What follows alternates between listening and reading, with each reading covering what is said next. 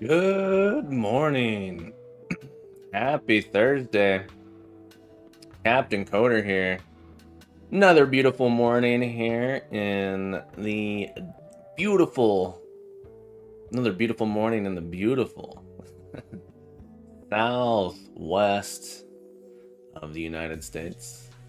Welcome aboard. We are working on a prototype.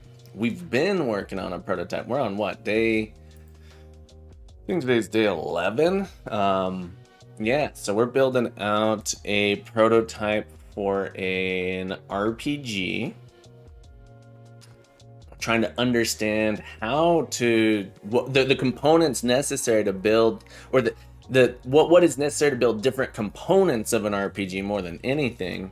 I am teaching teaching a class on a programming class. It's essentially check out what is there so far. If you want to learn a little bit of Unity and you have a little bit of programming background, adventurequest.captaincoder.org will get you to the project. You can start working on how to build, how to model a project that can grow. That's one of the challenges with creating projects. How do I make a project that not just does this one thing I want it to do, but isn't necessarily locking me in to a spot? So how do we engineer a project to allow us to grow as the project grows?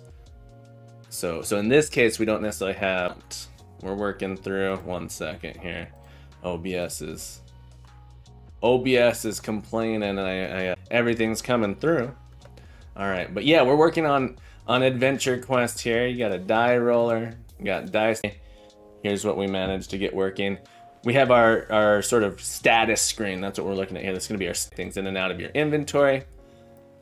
The one thing that's interesting is I can't drop it anywhere here. But we can, if so right now you have to have at least 2 items to be able to drag and drop between the two.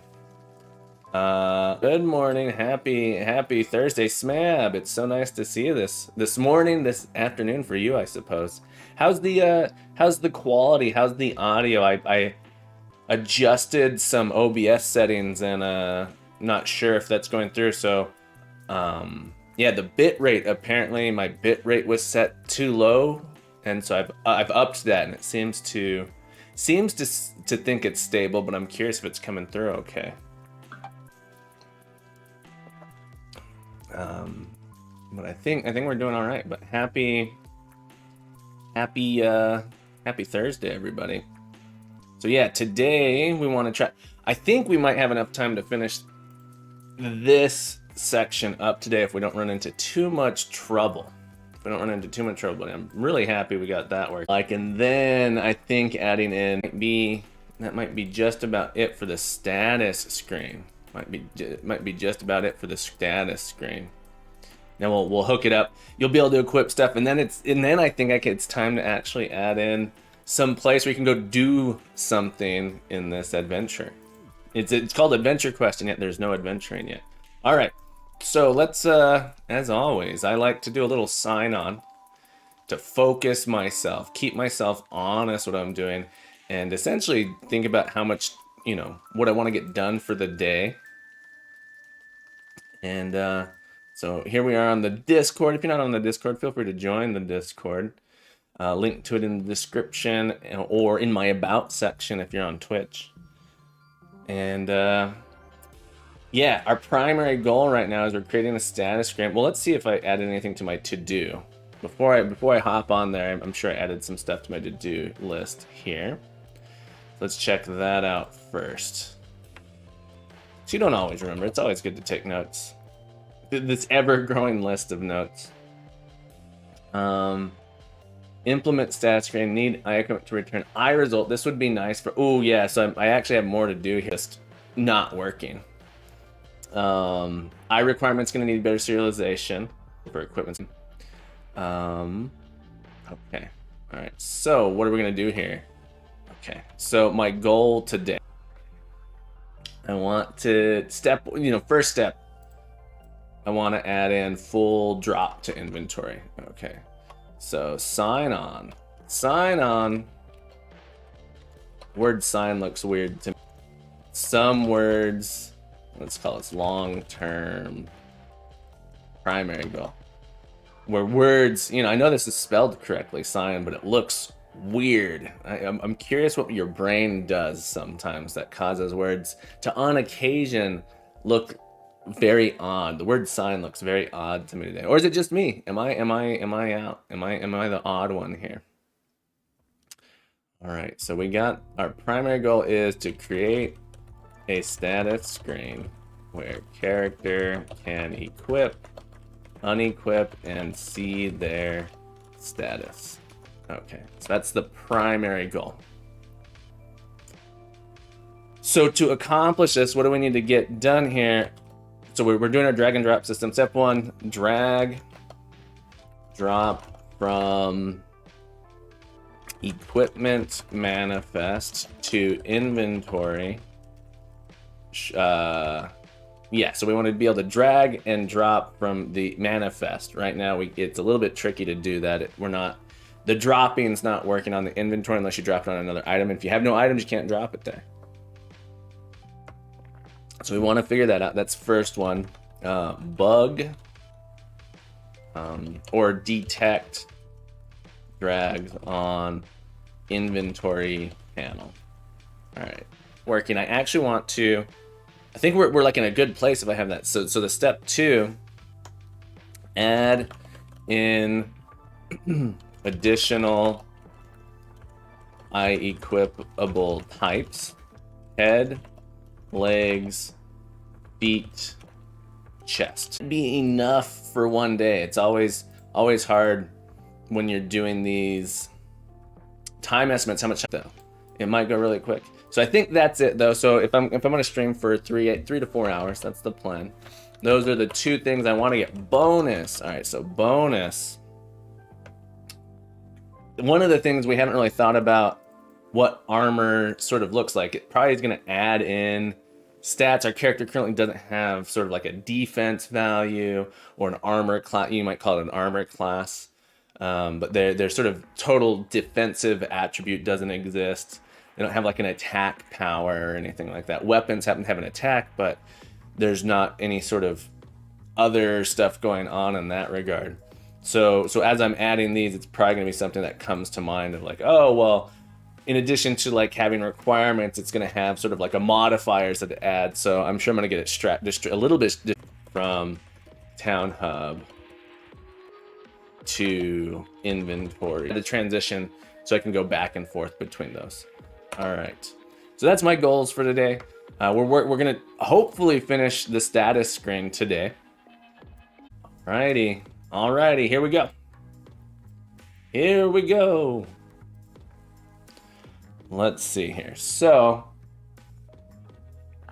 my inventory. So here's how the inventory currently works. I keep hitting play and then stop, then play and then stop. And if I look at my equipment manifest, the can drop is not lighting up properly. So it is connected to my character inventory. So the mouse enter is not firing in all of the ways I want it to. I want it to fire on our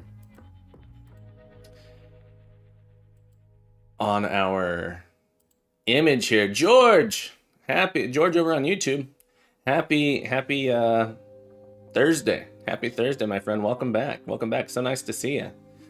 We're trying to get this inventory to detect our drags here. So I'm pretty sure what's happening, if I go into my scene here, if I open up my inventory, I'm pretty sure this item list, no, surprising that wasn't it. So now I can't get, we can drop to it. So, or, image. Let's see here. And I would like, so that,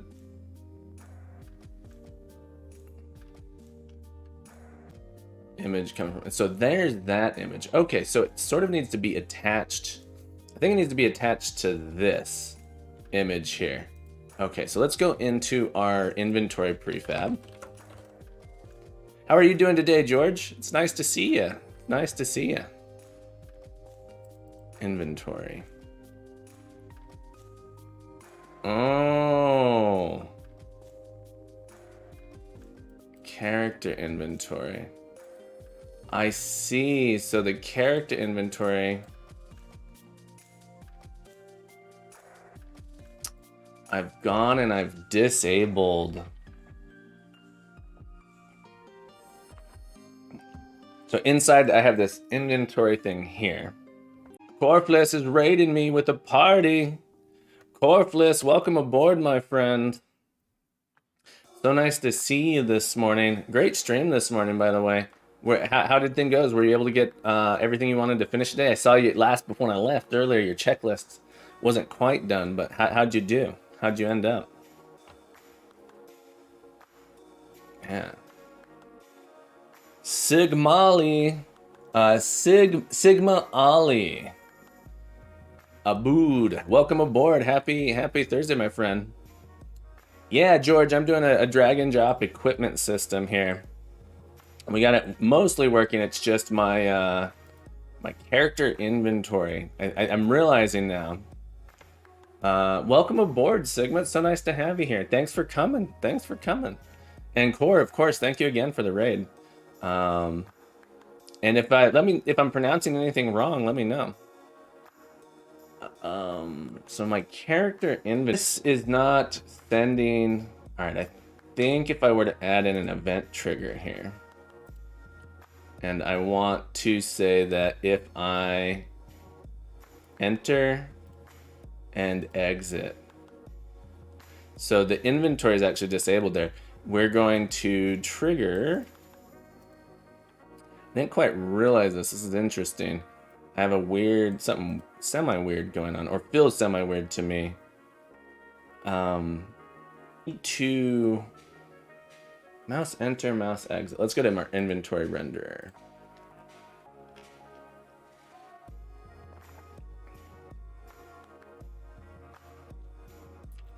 Yeah. So this is sort of propagating down into it. I need to forward this message.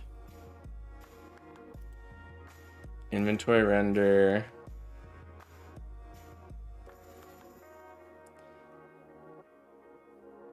That's interesting.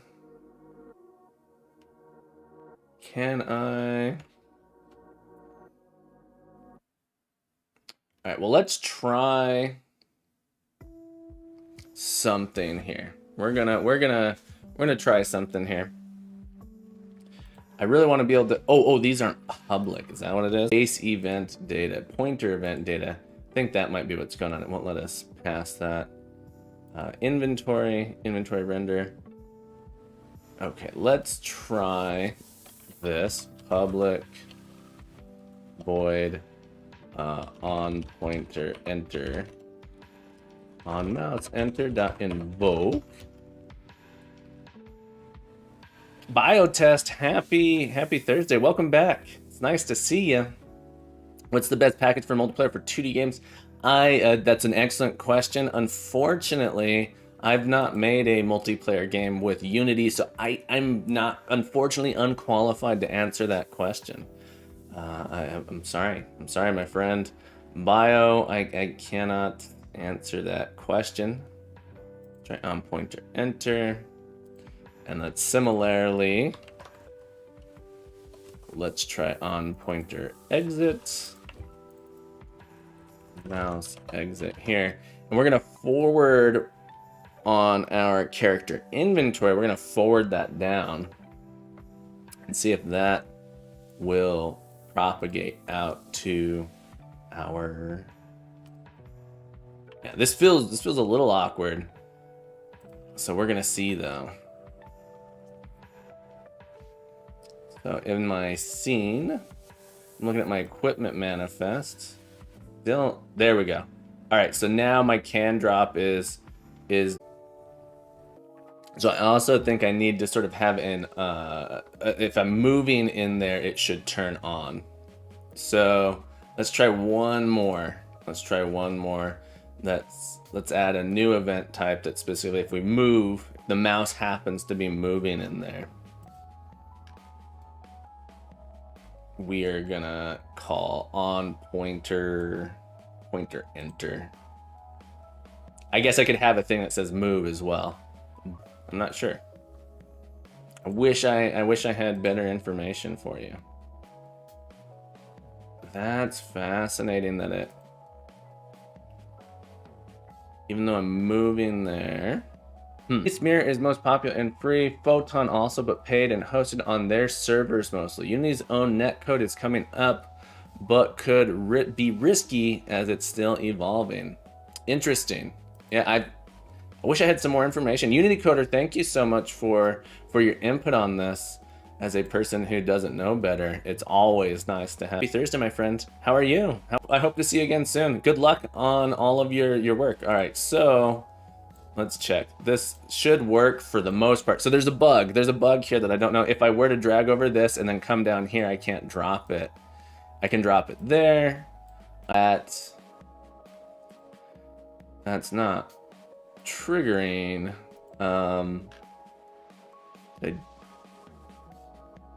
The mouse move should be caught on mouse enter. All right, let's take a look then at our equipment manifest controller, I believe. Yeah, this is where that when we drop this, so this should be registered on our inventory. Thens, I'm sorry if I'm pronouncing that wrong. Thens, let me know over on YouTube. Happy Thursday, welcome aboard. Nice to see you. How you doing today? Having enough people sort of between Twitch and YouTube these days. I'm gonna go in. So since no one's complained, I'm assuming that the stream audio and video is going fine. I adjusted the bitrate today. Can I get a confirmation that things seem to be working just fine? The audio okay? Is the video okay? What am I doing here? We got... Yeah, so it should be here. Inventory. On mouse enter, on mouse exit. Beautiful. Smab, thank you for the comment. A higher bit rate, I'd have more dropped frames, but with a higher bit rate, I seem to have fewer dropped frames. Which is just surprising to me. But I don't know exactly how that works. This is bizarre to me. Mouse move. Maybe this isn't the right event type. Pointer, drag, scroll. The question is this... It's clearly not firing. If it were firing, we would see that. Add another thing here. Public void on pointer move. Yeah, so it shows my CPU is only, you know, OBS is only using 6% of my CPU. I'm not sure. So I think part of that is that it gets offloaded to my graphics card, I think, for encoding. Gotcha. Stream was cut off here for a few seconds a few times. All right, well, good to know. When I look on the dashboard, it seems the bitrate is consistent. Sometimes it says excellent. Excellent. But it's hard to know. Debug.log here. We are going to mouse move. I'm gonna see how often this is getting triggered here. And this is gonna get forwarded to from our character inventory down to our inventory render mouse move. Okay, so the mouse move is clearly not triggering, which is fascinating. Biotest, keep us updated on using Mirror, because I'd be curious. Sounds like a lot of work. Sounds like a lot of work. Okay, so this move event trigger is not firing. So that's what's going on. The move just isn't triggering anything.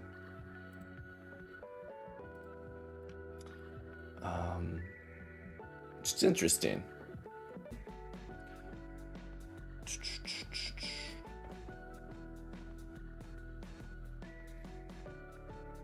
I think. All right, let's try one more thing. We'll put a thing in here.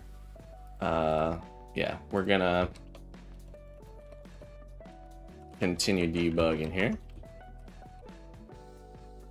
Pointer, enter. On mouse, enter. And we'll add another debug log here. On mouse, exit. So this is just confirming what I think I already know. And that's essentially that the mouse event is not firing. All right, so mouse enter. Yeah, so the mouse enter, mouse exit fire fine. Or not. Interesting.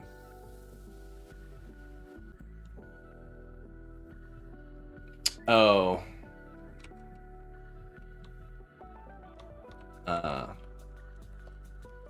Let's forward these to here.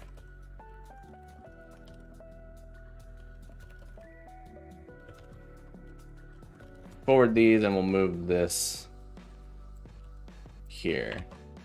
Oh, my dog, Dusty. You want out? You want out? Give me a second here. I almost got... I'll let you out in just a second. Just a second, buddy. All right. Let me get that. Okay, buddy. I love you. Dog does not... My dog sleeps more than I.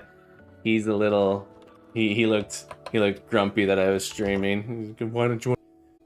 I'm talking to the box again. I talk to the box all day.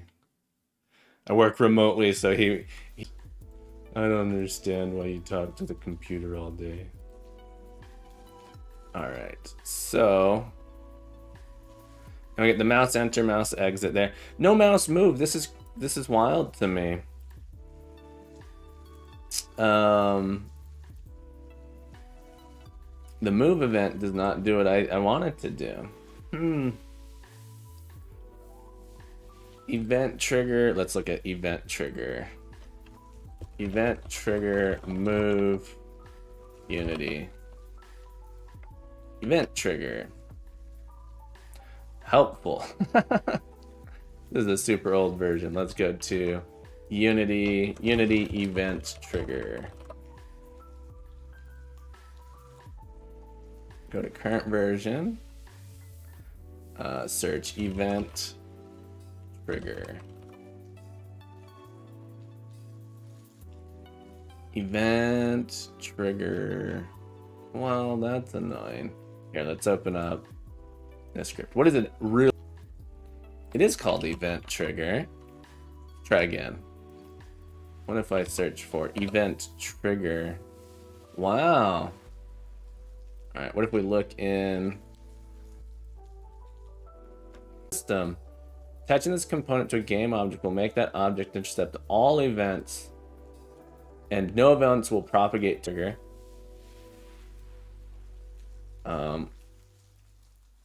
And override the functions as shown below. Or you could specify individual delegates. Yeah, that's sort of...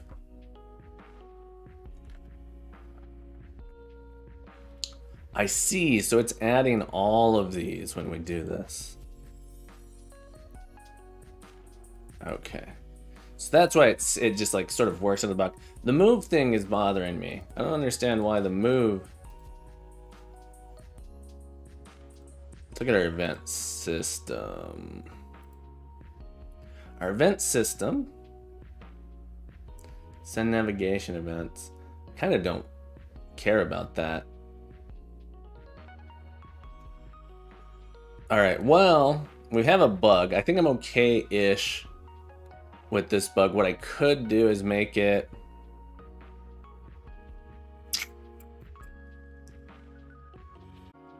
Because I'm having...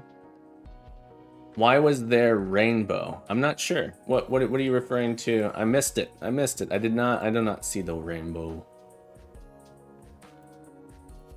Our inventory.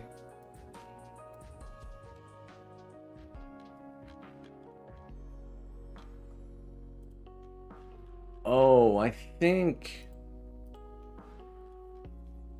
maybe high pointer move handler. Showed a rainbow for a second. To the previous rate. So there's some encoding weirdness going on. I think I'm gonna bring the amount back down. I don't think I can do it while I'm live.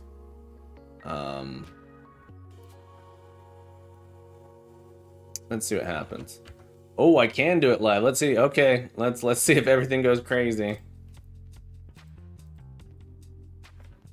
All right, I adjusted it. We'll see if I just blew up everything. Can people still see and hear me?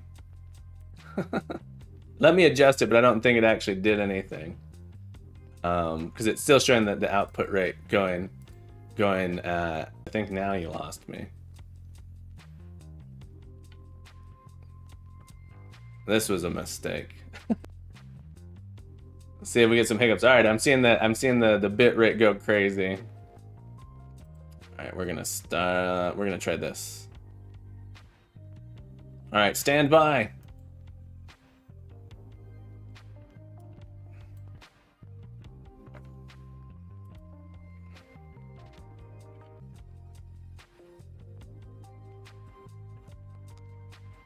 All right, sorry about that. Let's see if that worked. Okay, beautiful, beautiful. All right, we're gonna keep it there. All right, do the move event. So the move events only trigger on this. That's driving me nuts. All right, let's try character inventory. The top level character inventory should sort of be up here anyway.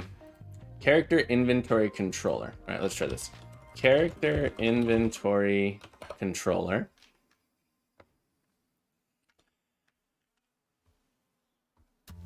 And down inside we have an inventory rent something here. So using Unity Engine dot event systems, and then this is gonna be I pointer move handler. Oh, I can't. My namespace can't inherit things. That's crazy. All right, put it down here.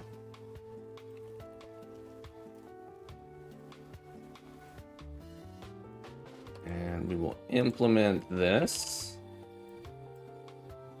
And see if we can get this to forward. So we're going to do a debug.log here. Debug.log character inventory. We're going to see if this fires here.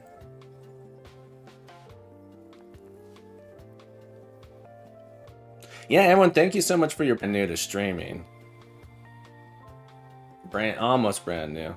Okay, so now this is detecting the move. Good. So I can forward that.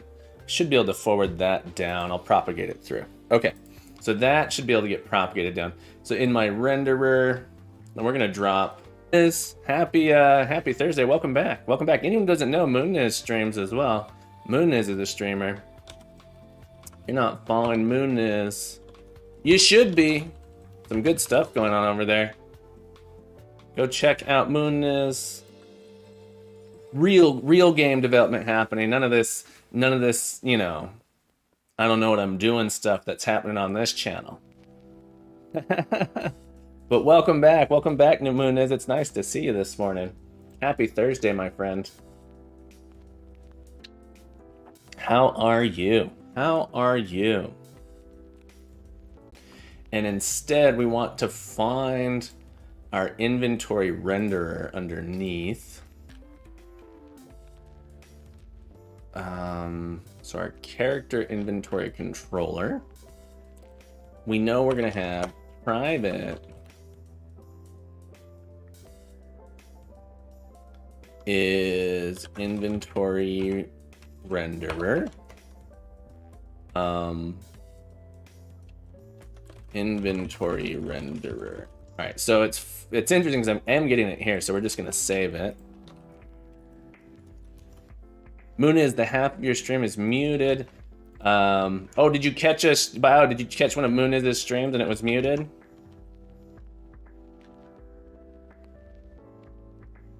Inv renderer? Why inv instead of inventory? Oh, gotcha. You think inv instead of inventory? You think inv is a better? Or is that just... Alright, so this will get propagated down to inventory renderer dot on mouse enter. Well, shorter is not always better, is it? Does shorter mean better? On pointer there.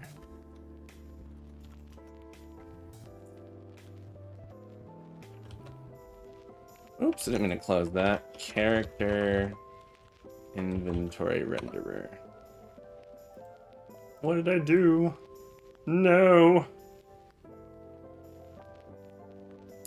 Character inventory controller. Okay. Edit script. And then we also have I exit. Implement inventory through, and so it lets you delegate that off. That's a nice little auto feature that VS Code has. I'm sure Visual Studio also has it, but that was nice. Good to know. Okay. Let's continue here. I think this will work. I think it's gonna solve all of our problems. I will have no more problems in my entire life because of this one thing. We're gonna solve all of our problems here. All right, and if I move off, beautiful, beautiful. All right, I'm pretty sure we got this working. Let's get rid of these debug logs. So we had some in our inventory renderer. We were doing these debugs. Go away, you. Go away, you. On pointer move. This is just gonna invoke. Oh, what's interesting is I don't even know if I need this anymore. Let's drop these real quick. Looked like it kind of figured it out. This might be better. Woke man, welcome back. Welcome back, my friend. So nice to see you. How are you doing today? How are you doing, woke man? Over. It's a surprise to me. I'm on YouTube so people can come back and watch them. All right. Our equipment manifold. All right, so this one is on pointer move handler. There we go. All right, let's give it a shot. Let's give it a shot here. Let's give it a go, give it a go, give it a go now. Give it a go. It hovered over any of the other items, I couldn't drop it, but that's resolved now. All right. All right. It works. We're gonna ship it. Let's do a commit. Did I have that in here? I didn't add it in my to-do, which is button. Here, I'm gonna share this for you. I should add that to the list of allowed domains, though. I'll have to check into that. But we just finished this here. Make sure we didn't break anything. I had someone come into my stream and post a bunch of malicious, just spamming, right? So I put Nightbot. Nightbot has some crazy restrictions, probably too many restrictions. Yeah, we're just gonna let that go today. I'm gonna have to deal with it later. I don't want to get too distracted with the encoder. All right. So I apologize if the encoder is causing issues. We're gonna just You're just gonna have to push through with it today. It seems okay enough, maybe. Well, actually, right now might be a decent time to stop and restart. Might be a decent time to stop and restart. Kinda did. Is it back now though, Bio?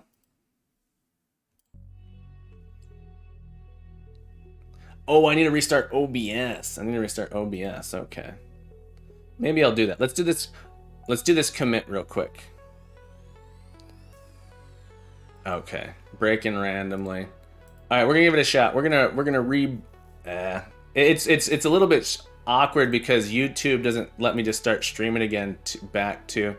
Well, maybe it will. All right, we're gonna try restarting OBS real quick. Stand by.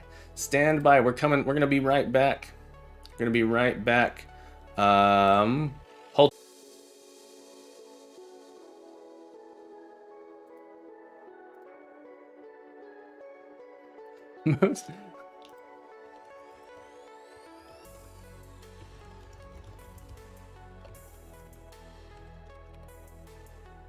We're back. Okay, good. Moon news. I'm glad you didn't go flying off into space. Glad you didn't go flying off into space. If anyone over on YouTube can see, let me know whether or not the stream's running on YouTube. Bounced off the atmosphere. All right, here we are.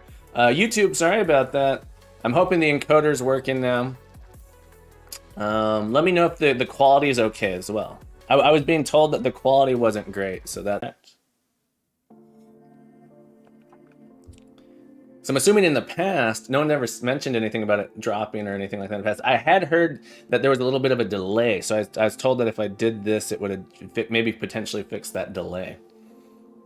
All right. Oh, I didn't commit. We're gonna commit. All right. I clicked on those. I mostly just want them to open up as text files. Search marketplace. You need find prefabs. 2 seconds is beautiful. I had people tell me they were like 60 seconds behind, 45 seconds behind, which is not so great if you're trying to interact. It's addictive. I'm addicted to streaming, I think, at this point. Almost as addicted to streaming as I am with coffee. Oh, come on. Come on. Show me the diff. Give me that diff.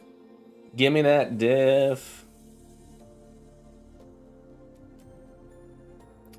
I want to look up if I can have VS Code. There we go. VS Code set diff or default editor for file type. Let's do this. Associate file type in VS Code. For example, it recognizes the file type I am editing, it lights up. So sometimes more than 2 settings. Ooh, file include. All right, so we're gonna try file associations. I'm gonna tell it that prefab files go with text, plain text. All right. Now if I open a prefab, there we go, beautiful. That's all I want, because what was happening every time I'd accidentally click on like a prefab file, it would go crazy. All right. Oh, never mind. I didn't actually set anything. It just happened to load faster that time. Oh, in fact, this is a YAML file. So I should tell it that these are YAML files. I think it might just be as a giant file. Let's try YAML. All right, let's try. What about .unity files?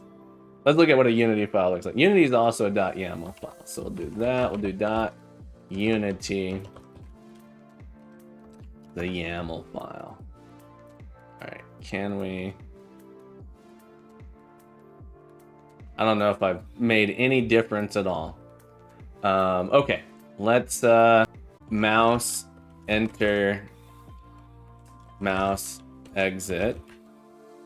on drag.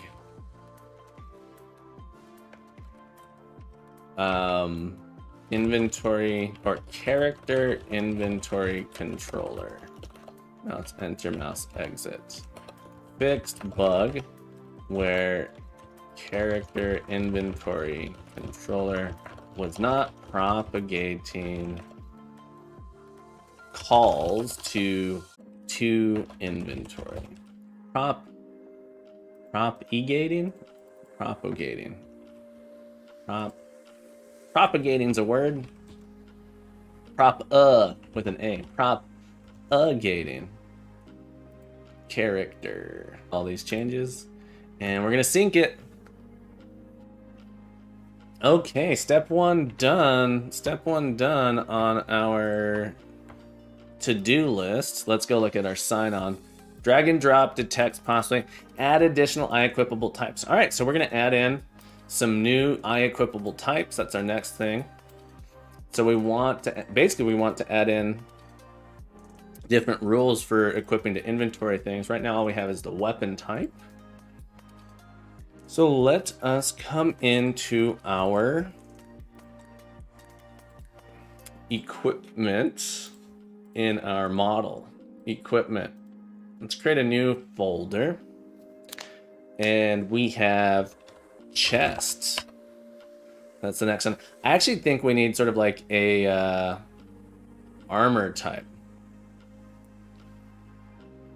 Alfred, thank you so much for the compliment there. Alfred on YouTube says, I just randomly discovered you yesterday. You are a godsend.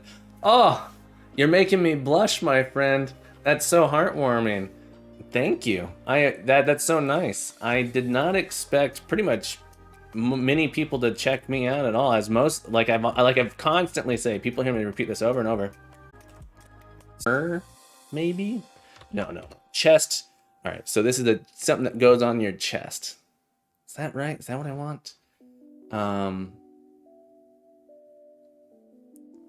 Call it chest equipment. Because I don't want it to be confused with like a treasured chest. Chest equip. Is this a terrible name? This feels like a terrible name to me. Someone tell me this is a terrible name. Someone give me a better name.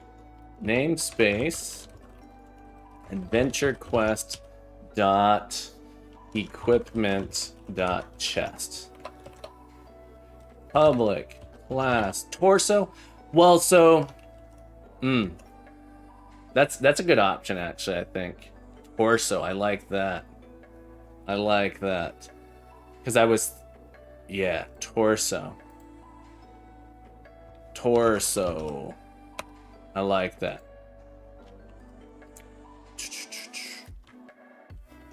Equipment slots. Yeah, because I'd had the chest. Well, I think it makes sense as like an equipment slot chest. I like torso. I like torso a lot. Torso. I'm gonna go with torso. Let's go. This is gonna cause problems here. We're gonna go update this. Although it might be smart. I think it might actually update automatically since I kept it in the same spot. Let's go to our equipment manifest. Prefabs equipment. Oh, space manifest. All right, so chest. Did it automatically update to torso? I like it. Torso. All right, I love torso, Smab. I think that's beautiful. Thank you once again, Smab, the leader in all things. Just don't want to get too distracted, but if I have some time after I finish this feature, absolutely remind me, Biotest. And if anyone hasn't yet joined the Discord, if you want to check out Biotest music, be sure to join the Discord. Biotest always posting some sweet jams to listen to. We're gonna check it out once I finish focusing here. But thank you for sharing, Biotest. Public. Oh, and that's gonna be called a torso. Torso. All right. Public class torso. I equip equipable. So it's like torso. Yikes. Oh, okay, it's just saying I haven't done these things. Boom. Okay, slots. This is definitely always going to return a new hash set. New. I don't need that. New with our torso in it. This is the equipment slot.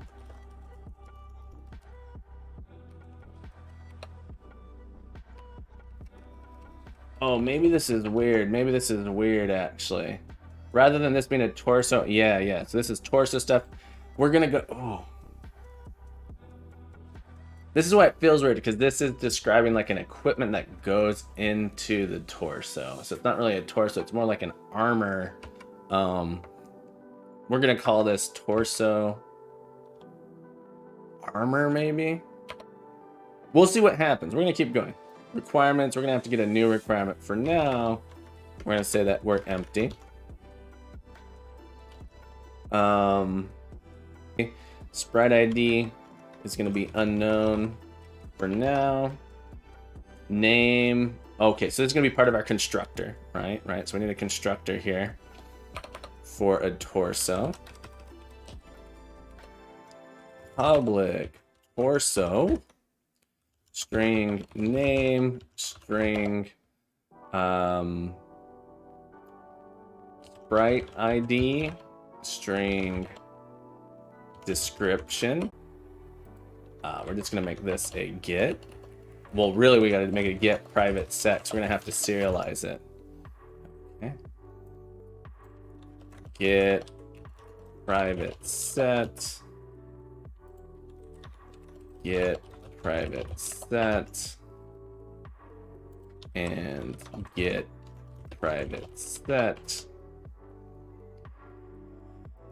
Feels like a lot of boilerplate here. So we're gonna see how much we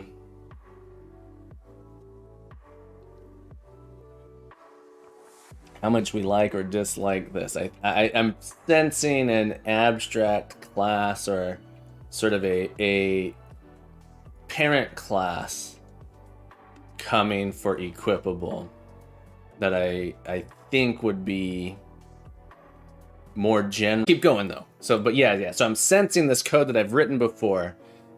And so it's an indicator to me that there's an abstraction that I need to take advantage of.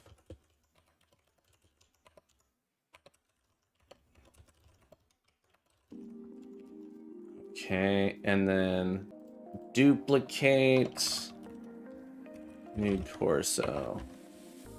Name, sprite ID, description, item, description, cost, and we need to be able to accept in a list of requirements, list I requirements, and again, this will be a get private.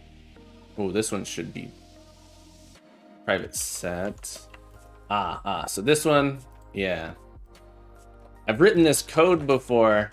So whenever you find yourself writing the same code multiple times, it's the copy paste smell. It's indicator that we gotta do an abstraction. I'm gonna finish this up and then I'm gonna find the generalization between the two. I'm probably gonna do a parent class called equipable, and it defines everything but this. It might even define slots, but really I think it's gonna define everything but slots here. Equals, we're gonna make a copy of this. So we're gonna need link using system.link, and the magic of link, we're gonna just say make this list into another list, and same with our public version of the requirements. It says take our requirements and turn it into another list, so it copies it. I would probably just make it an immutable list, but this version of C# doesn't have immutable lists in it, which is sad. That's the saddest thing. T needs to be good suggestion, Moonness, but weapons we have a list in multiple different spots. I'm not sure, but we've set it up so our I-equipable, great suggestion. Our I-equipable has a list, or it's a set of potential slots it could go into. Yeah, so equipable of type T might be nice, but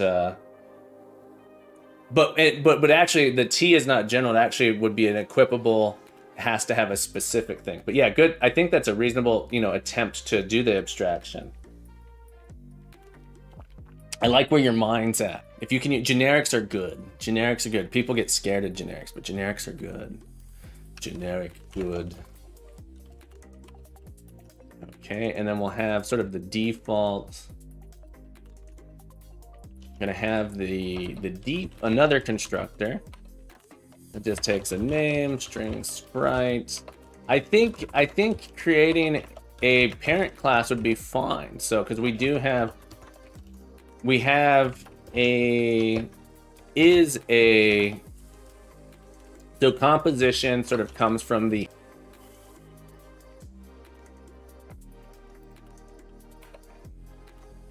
made a benchmark in mirror. Nice.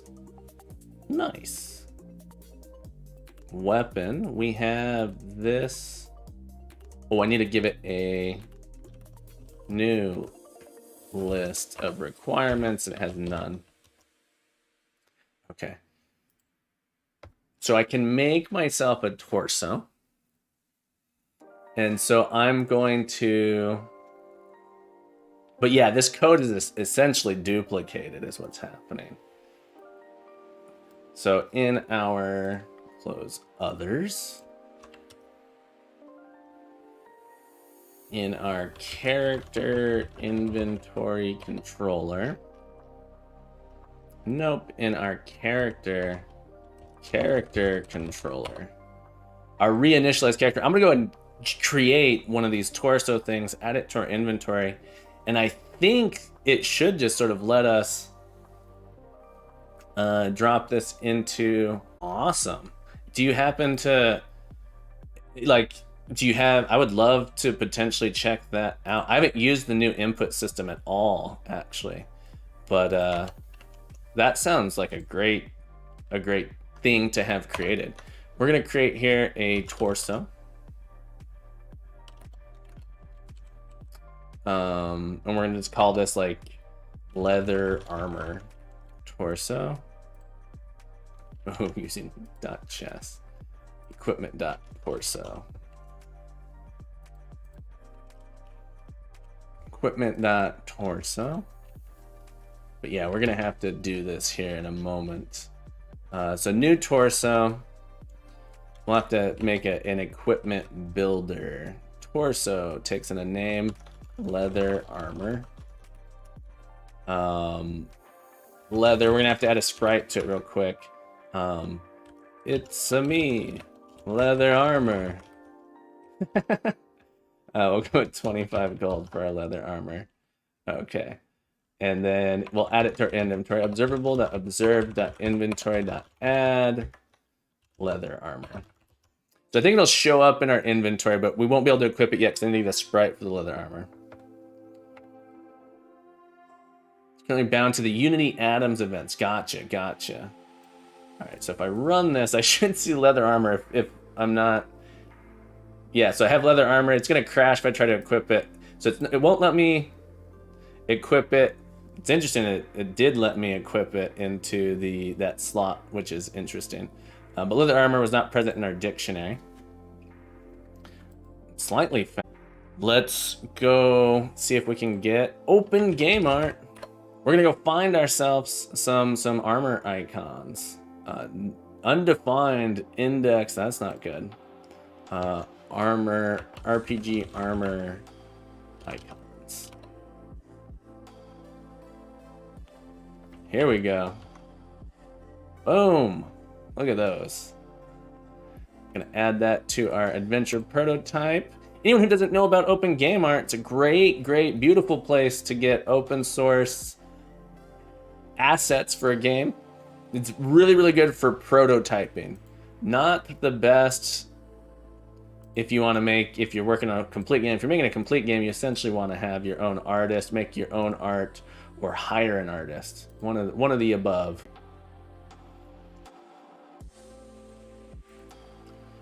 If you want 2 windows on Unity for multiplayer, use Parallel Sync V. Okay. I will never remember that, but good to know. Anyone who's trying to do it, good to know. By the time I'm doing something multiplayer, I won't remember. I don't mean that it's bad advice or anything like that, BioTest. I just mean that by the time I'm going to do it, my brain will have forgotten. Create a folder here. We're gonna go with torso. We'll call this armor. Okay, and we're gonna add in these armors. Okay. Got icon leather chest. Beautiful. And then we're gonna open up our database, our sprite database. We're gonna add in to our sprite database. We need a new, this one is leather. What did I say? Leather underscore armor. Yeah. Rave in the house. Uptime. Good morning, my friend. How did we do last night on your stream? I shouldn't say how did we do. I saying how did we do somehow gives myself credit. How did you do on your stream like that? How did things turn out? Rave making some awesome artwork on his stream. Went to bed early. Boom. Good. Not an all-nighter. Not an all-nighter. I'm glad to hear it. Moon is pro tip. Make the game feel a little bit more unique. Change the camera's solid color for the background. No. You want to give it that nice Unity tutorial feel. If you don't have this nice Unity blue, so this color should be called Unity blue. And every game ever made in Unity, every application ever made in Unity should use it thoroughly. That way everyone knows. All right, so right now I can equip my leather armor. That's interesting. So that's a bug. But I was able to make I can't equip my, I didn't even, something's gone terribly wrong. Something's gone terribly wrong with my equip controller. What? I swear it was working before. What are some ways to better decouple code? I know I can use delegates and events to decouple the references. So it depends on what you're trying to do. So it's a challenge. It's a major challenge to decouple code. I missed your message again. Equip a dagger to the chest, yeah. But what if I want to use code whose namespace references don't exist? So it sounds like you might want to use code whose name. I don't quite understand the problem, Rave. But as far as like decoupling code from a standpoint, learning about like various design patterns can really help.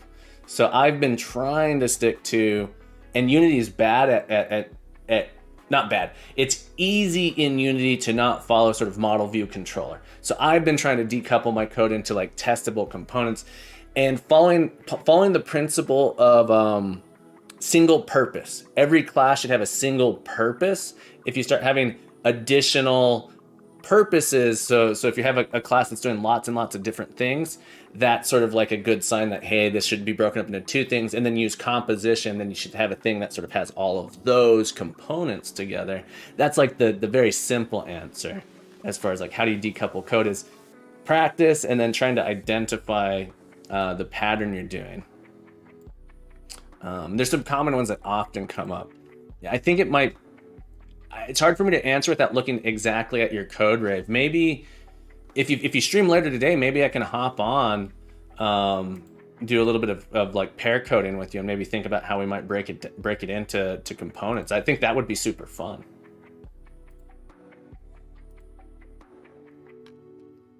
Why is this equipping? So let's go open up our, all right, real quick. So our equipment, biotest, I'm not meaning to miss your message. What message am I missing? I apologize. I'm not intentionally missing your messages. Equipment, manifest controller. All right, so in here we equip.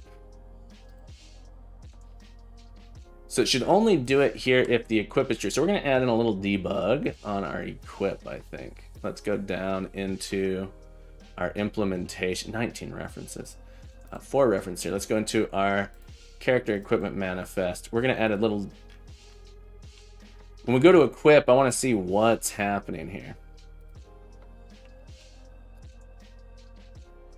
Biotest says, I absolutely destroyed that ball in Pong. It went off the walls. Gotcha. Rave says, so say I want to put my first person character in a new project where we don't need inventory, etc. So I only want the player movement and so forth, like a base FPS character. I'd like to make the process simple. I know if I remove the extra components like the inventory and etc. from the player, of course, then it doesn't need the inventory. Without all the cross dependencies, just trying to make it so I can break the project down into different use cases. Yeah. Okay. So you essentially would have components. So check it out. So here's how I've done my character class. My character class, I've done it this way. I have these different interfaces that say a character needs all of these things. So I have my character has an inventory, has equipment, and has abilities. Other things that has abilities or has equipment doesn't need an inventory. So for example, my shop, my iShop has an inventory.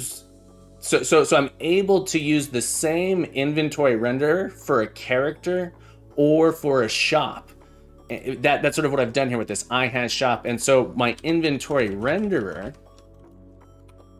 has a render method that accepts either an inventory that I want to render or something that has an inventory, in which case it just says, oh, well, I'm going to pass this off to I'm going to pull the inventory off this thing and pass it off. So it sounds like what you want to do is potentially define an interface that says, okay, what are the components that make up my first person movement? So you'd have an interface called like movable. And then you have an interface called inventory. Then you have an interface called, what was the other thing you said there?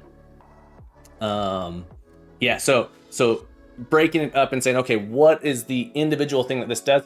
And then so at some point you'll end up with something that has all of those things. So for example, your ship might have a component that composes all of those things together.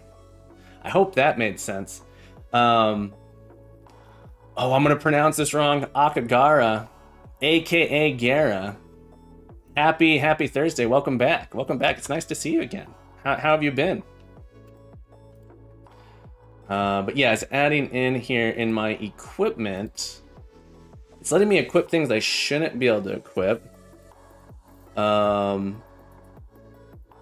Should only equip in the specified thoughts. I'm doing very well. We're working on our equipment system. We want to build a drag and drop equipment system here. But something's gone awry, and we can now equip anything to any slot. Previously, that was not the case, but I can equip. It doesn't let me equip, so that's kind of nice. It does know that I can't equip 2 weapons, so maybe something's going on in the requirements, but the slots for some reason are not working. We're getting close though. Right, so I was gonna debug. When I go to equip, attach the debugger. Attach! Here we go. Try again. Attach the debugger to Unity. I feel like, the enhance. Give me the power. Here we go. Got to rebuild.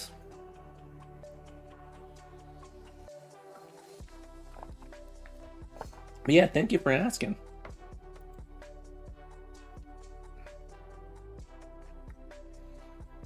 All right, so when I go to equip my dagger to my head slot, let's take a look at slots, head. So this is the slot we're trying to equip to.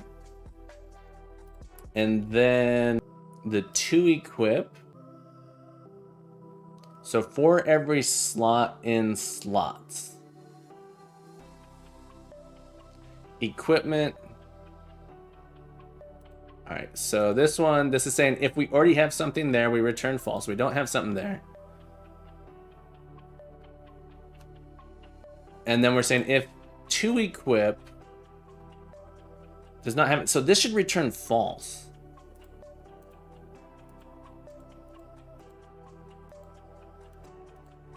Why did not return false? Oh, I didn't mean to do that. Boo. All right, attach the debugger again.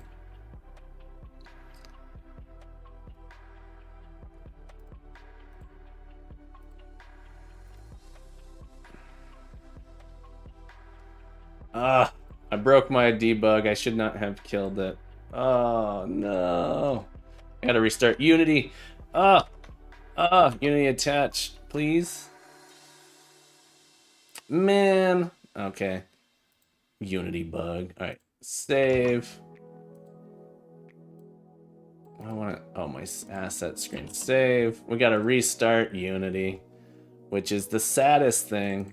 All right, let's get our project open again. Looks like another instance is already open. Uh-oh. Maybe I just double-clicked too many times. All right. Well, that is booting up. Booting. One. All right. Pro tip. Once you have your... Not so pro tip. All right. I need to stop saying pro tip. I'm not a pro. This is the not so pro tip. The Unity debugger, do not click the stop button. Not click the stop, hit the refresh button or the pause button. Those are sort of the things you want to do. The restart button to detach it. Yeah, hobby tip, exactly. These are my not so pro tips. There's a bug in Unity's debugger that does it. What are you doing? Biotest. I'm trying to get my inventory system working. For some reason, this used to work. All right, hang on. Let's keep running here. Did I break my test? Let's run my tests.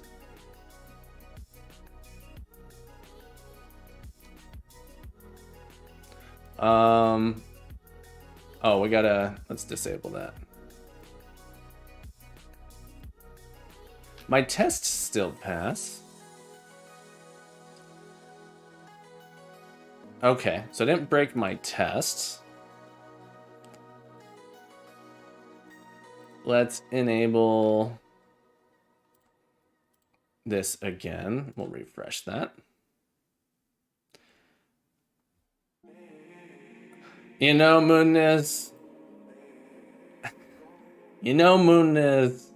Have I tried turning it off and on again? That's the first thing I tried. Rafe says, yeah, my question is more so say I move over a game object to a new project and I leave, say, inventory CS altogether, so it just doesn't exist. Now when I load that project, it's going to complain inventory is missing. Gotcha. So you want to use different assemblies.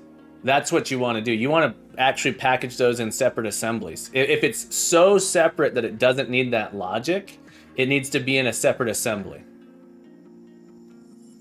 And then it should be really portable.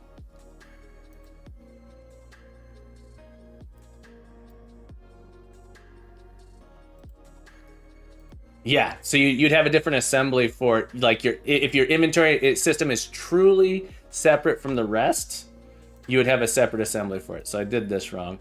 That's not what I wanted. I wanted to check in the head slot. All right, so I'm going to the head slot.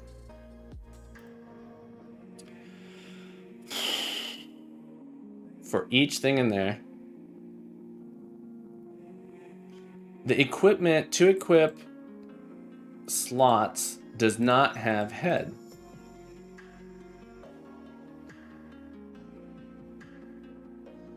Why is this This should return false. Oh, hang on. Hang on. This is dumb. This should be for each equipment slot in slots. Okay.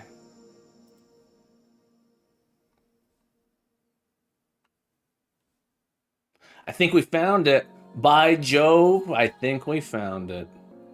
Here we go. Give it another shot here. Equipment. Dagger to the head. Excellent. Continue. All right.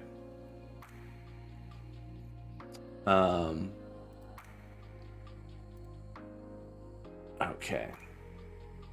There we go. Our dagger to the head is no longer allowed. Boop. We can't equip the dagger to the hand. Leather can't get equipped to the head, arms, but it can get equipped to the chest. Boom! All right. All right, we fixed a bug. Found a bug. I'm happy. I'm happy that we can equip stuff. Excellent. Excellent. Yeah, so if you're basically, if the code wants to, if you're using a different namespace, you don't want to do that. You want to switch case on assemblies. That's interesting. I think, yeah, I'm not, I think I'd have to see exactly sort of what you're trying to do.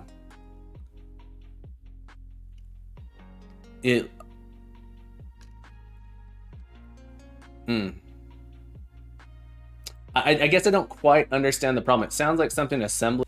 Reflection is how you would do it to dynamic. So you could dynamically load a library using reflection for sure, Smab. So that might actually be what you're trying to do. Let's add in this chore, add armor icons to projects here. And then we fixed a bug. So there was a bug in our manifest here. Fix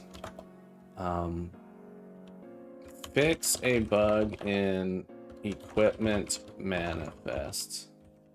All right, equipment manifest checks correct slot. There was a bug. Thumbert Games, good morning. Welcome back. Happy Thursday. How are you doing, Thumbert? Nice to see you. There was a game, there was a bug that fixed a bug where equip was not checking if the slot being equipped to was valid. There we go, fixed a bug. And then added in a basic torso class. All right, so here's where I want to fix this. There needs to be an abstraction here. All right, so let's explain why I need an abstraction. Let's take a look at two files. I have torso. We're not gonna look at it there.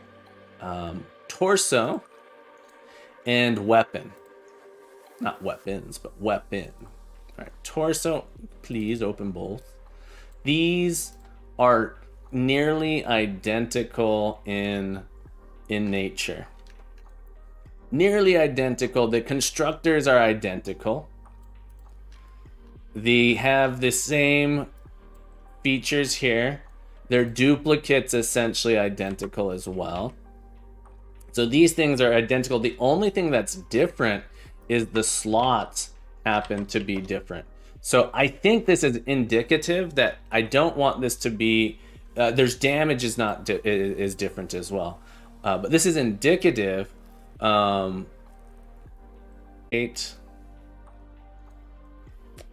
equip. So we have equipable. I'm going to create an actual equipable class that has both of these. Ooh, excellent.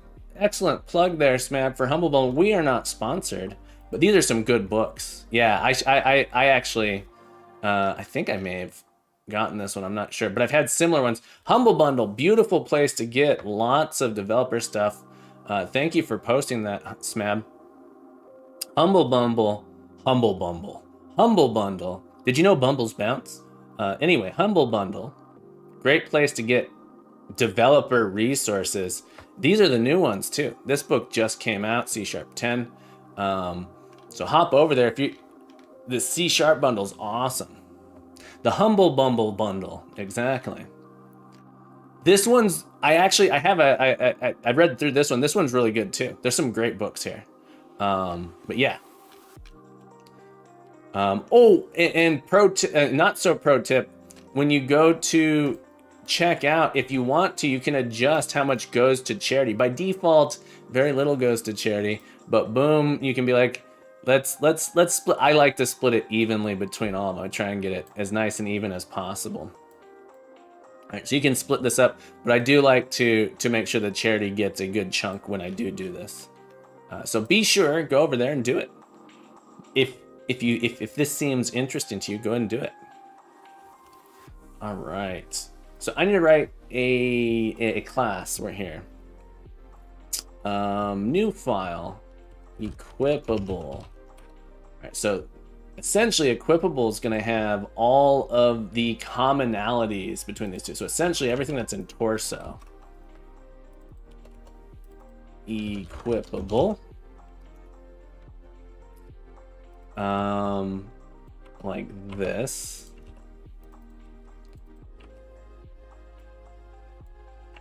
And this is gonna be an abstract class. And we're gonna leave this as that piece is abstract.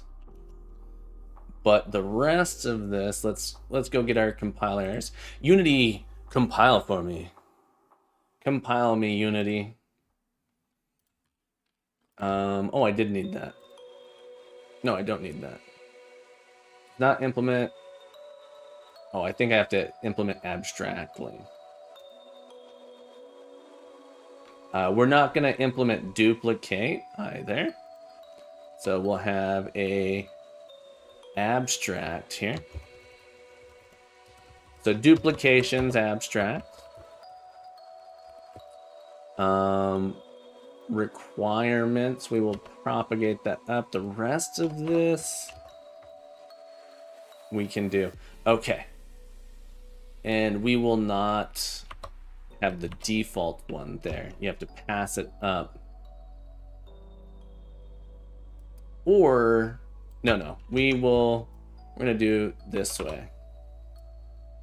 Or requirements can be passed up. Yeah, we'll have requirements be passed up. Okay. I know, I noticed that when I was doing, I almost said something smab. I thought that was sneaky too, the Humble Bundle one. I think technically the slider, it's unintentional that they wanted that, but it is a little sneaky. Fast reload script. No, I have not heard of fast reload. Moonness. Does that make Unity reload faster? Because that would be awesome. That would be fabulous. All right, we are...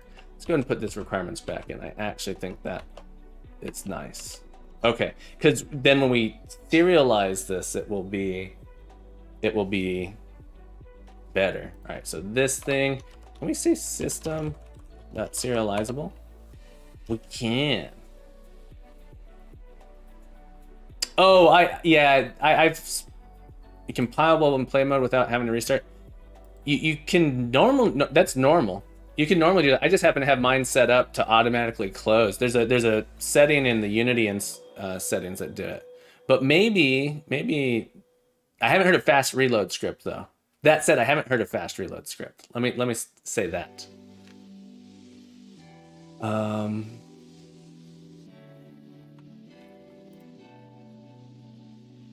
This might be really nice actually here.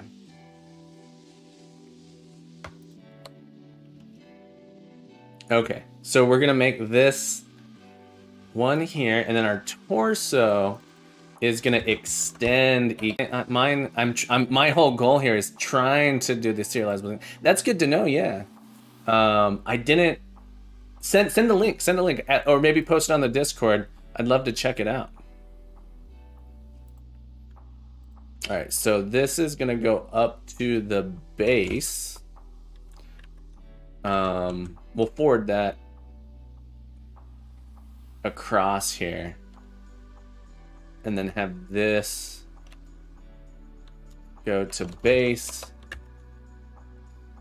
I've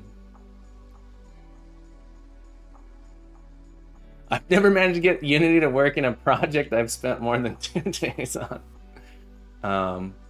Ooh, 80% sale. Name. 80% sales always feel nice. Always feels nice to get that nice sale in requirements. All right, we'll propagate that up like this. Propagate it up, and then really our slots should be public override like this, and then our duplicate needs to be an override as well. Okay, so anyone who's interested, we're talking a little bit about object-oriented programming here real quick to explain what I did. I have created an abstract class. Anyone who doesn't know what an abstract class is, all of the methods and properties. That's the biggest thing with an abstract class. You define some of them, but not all of them. So the reason I needed this, so in my IEquipable, and in fact, IEquipable happens to have slots and requirements. And then our item has these other bits. So these are interfaces. Interfaces define no implementation of these things. You got to define this stuff.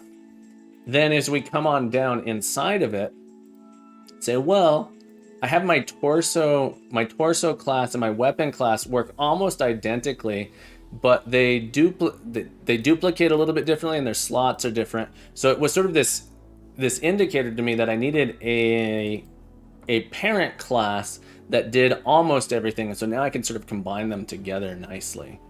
And so to do this, let's come into our weapon class now.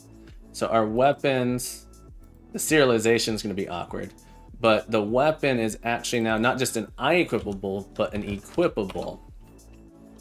Propagate ourselves up to our parent class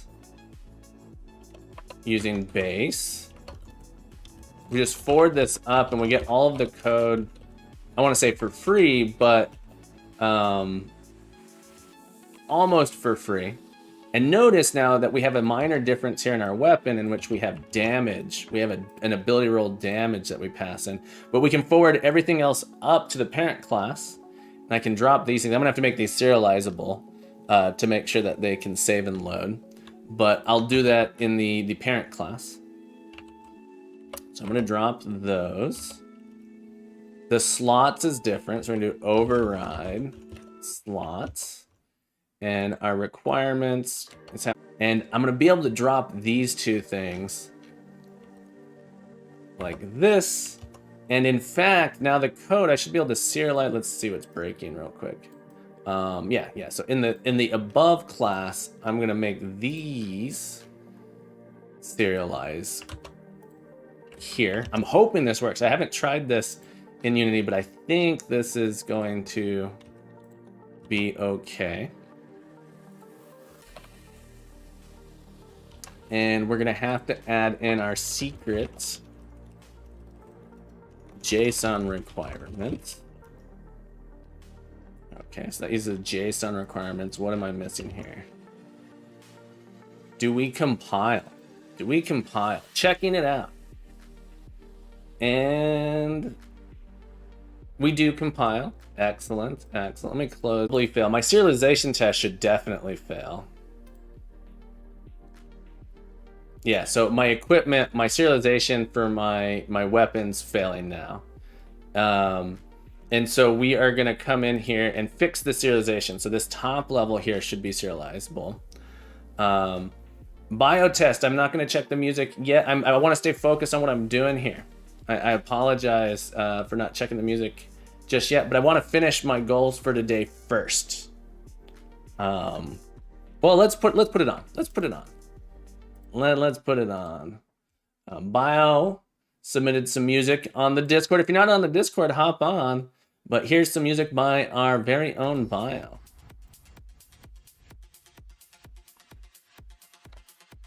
All right, so here we go. Rabe, thank you so much for posting the link to the Discord there. I appreciate it. Thank you, Nightbot. Thank you, Rabe, for invoking Nightbot, and thank you, Nightbot, for helping us out here. All right, so our JSON requirement here. So it's going to initialize our JSON that way. We need to make sure these are serializable. Yeah. So this should be Unity engine .serialize field. Waiting for that drop. And our slots, these are abstracts. I don't think we need them. All right, I'm hoping this is all we needed for serialization. Some sweet beats here, Bio. So on these ones, good question, Bio. Bio asked, could we use just serialize field? The answer to that happens to be no in this case, because these are properties. We're gonna blow up here. Here it comes. These happen to be private, so these are properties. And so you have to tell it, hey, actually, I want to serialize the underlying field. So properties, the auto properties, when you use them, create a magic hidden field underneath. So there's like sort of this secret private field under the hood that this is using to get and set. And so this field here says for auto properties, do this. It only works for auto properties. If you have an auto property, you have to put this on the serialize field. Oh, I also want to serialize this one here. So right here, I can actually use serialize field. So serialize field works here, but it also turns out that field serialize field works here as well. So I almost always do field serialize field because it doesn't hurt to have it. As far as I know. I'm hoping that worked.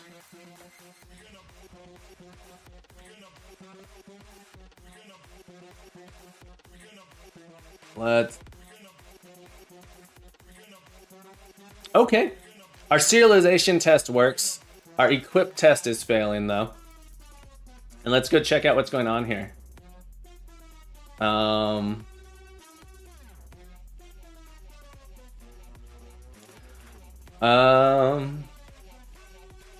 Why is this assert false? Bob, yeah, Bob's our help here. Mooniz, that's a good question. So I think in that it's probably, I should probably import it. I'm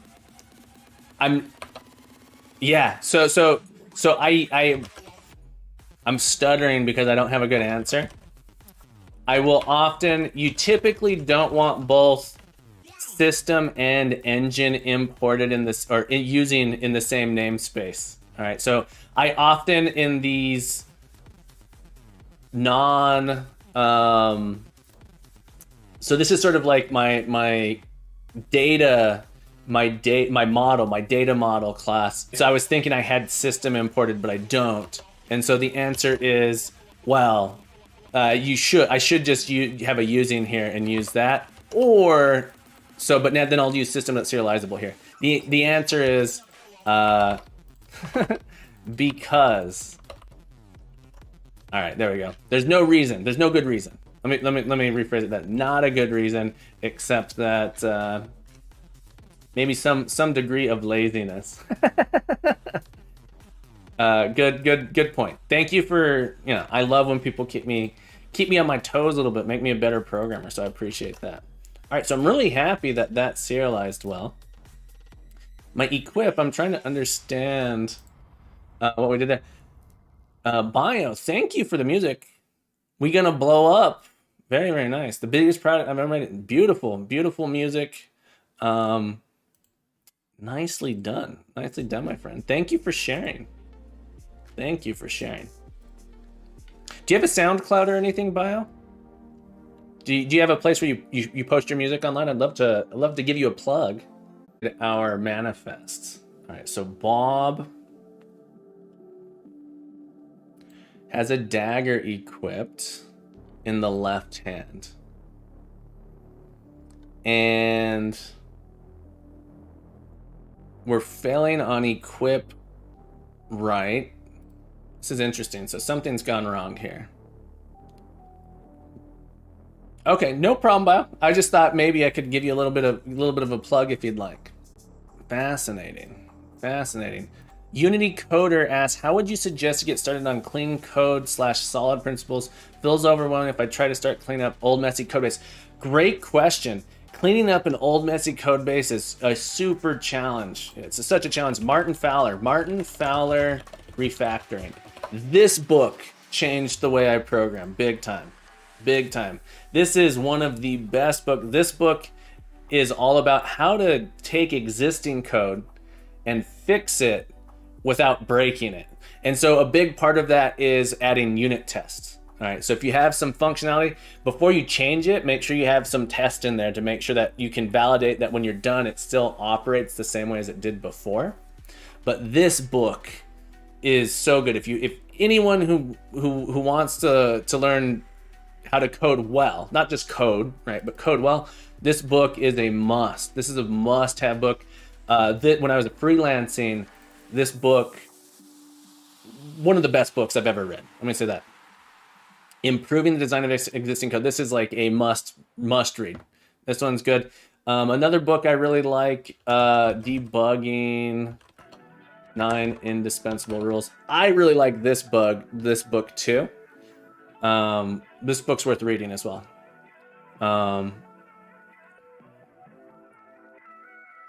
Yeah, so another one is just like force yourself to practice it.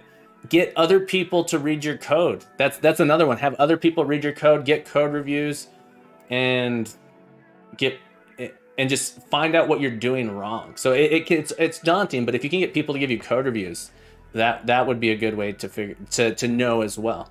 Experience is the best thing, I think. But that book, Refactoring, if you're talking about going back and cleaning up a project, is really, really good. This should be false, and it's not. Or I think, actually, sometimes these go to the wrong line. So this actually says line, 26. So it's letting me try and equip it to the right hand, even though I already have a weapon in the left hand. So let's check out where this is failing. I did a breakpoint here. Let's run you again. And we're gonna step into, did our debugger detach?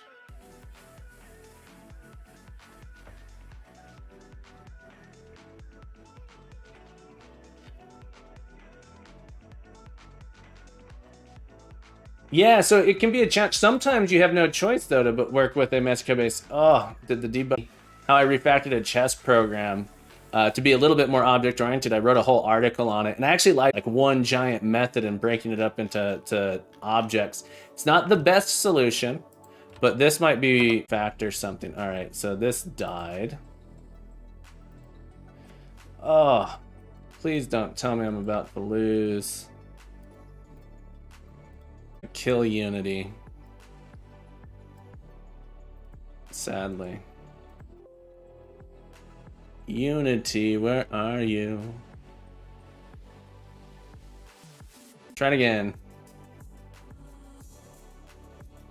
Yeah, I think it's a combination of that one seemed like it was not necessarily a Unity issue. That one seemed to be a VS Code issue, where it sort of lost connection to the server. Patching again.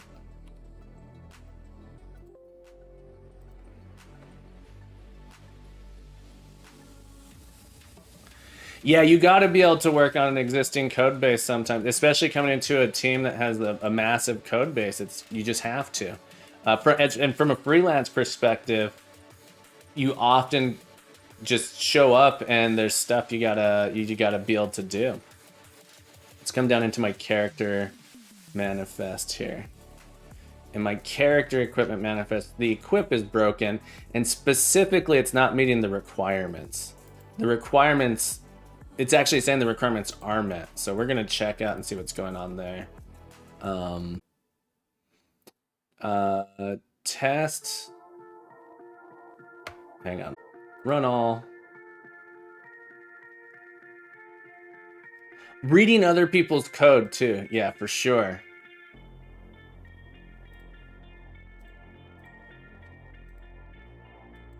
But the best way to, you know, honestly, and I know it's not the best answer, but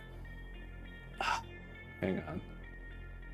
This isn't what I want here because it's going to have a bunch of other stuff. Reconnect.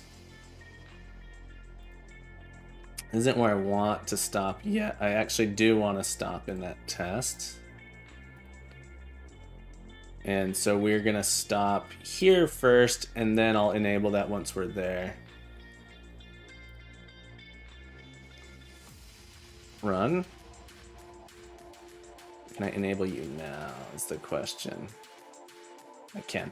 Okay, so here is where we are failing. It should, I want it to fail here, meets requirement. And all right, so let's go into our weapons requirement. Weapon requirement. So we're gonna step over. We come into meet requirement. So we're checking the character.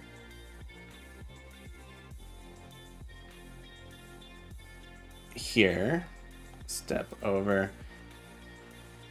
For each, the character that equipped had nothing. Oh. So it returns true. Hang on. To equip character. Shouldn't be an underscore there. That's an equipment. Oh, they don't have anything equipped. That's why it okay. All right, let's reload this. Let's go to our character test. Character equipment manifest test. What's interesting here, we equip Bob with a dagger.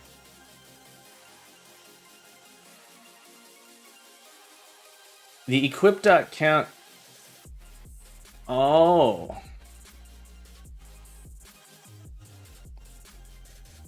The equip.count. So Bob's. Go into Bob. Player character. When we create a player character, equipment. What is equipment being set to?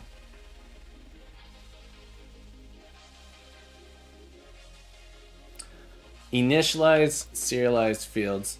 We're just giving them some random, which is wrong in here in my test. We shouldn't be able to get a manifest. It needs to be an I equipment manifest. Okay. I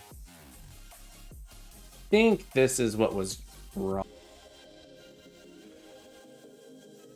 I'm missing so much chat. I'm so sorry. I've been so focused here. I apologize for missing chat. If there was something important that you wanted me to see, let me know again. So much chat's gone by that I've missed it.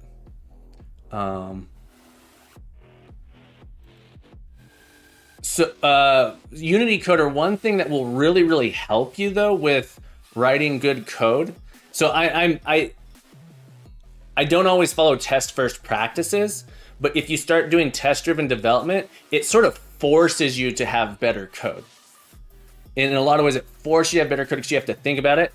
And so I always, you know, with my students, I typically force them to do test-driven development, even though I don't think it's the actually necessary all the time. But if you start with tests, you have to write better interfaces. You have to write better interactions because it's really easy to write code that can't be tested.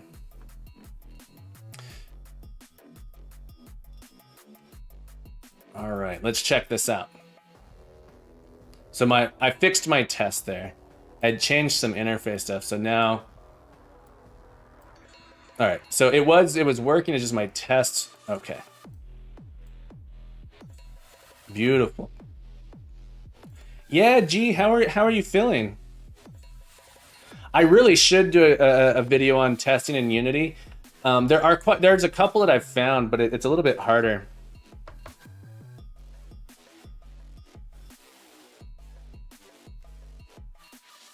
Gee, yeah, how are you doing? I know that it's been a little bit rough. All right, so we fixed a test here. Let me commit that. Character manifest test. There's such a smell here in my tests, too. Yeah, but the idea is when you make a character, the character's equipment manifest gets assigned, and so... Yeah, there's a smell here. There's a mighty code smell that I'm not a fan of. Fix. Character equipment manifest test. In fixed reference to equipment manifest, which was not referencing the manifest on the character. Okay. We've added in a torso here, so we can commit this as well. We've created an abstract class as well. So our high level abstract class should be able to meet these things. Let's clean up this white space here. And the serialization works. The nice thing about this is I think serialization will work down for the torso as well. Minus the deserializer. So the deserializer, we got to figure out how to identify if we're a torso or if we are, these are both equipables. We need a way to identify it. I hope my wound is recovering now, but I was I'm glad you're getting rest. Injuries require rest. The human body is amazing if you give it what it needs. I'm always amazed at how the human body can just like heal itself, recover from things. It's fascinating how well the human body can adapt. Okay, I think I'm good here. Why is torso in character control? Oh, because I'm giving them things. Okay, so this is feat implement equipable abstract equipable class. And torso. Implement. Okay, so we'll commit that there. I'm pretty happy with this. We're going to add in a few more things.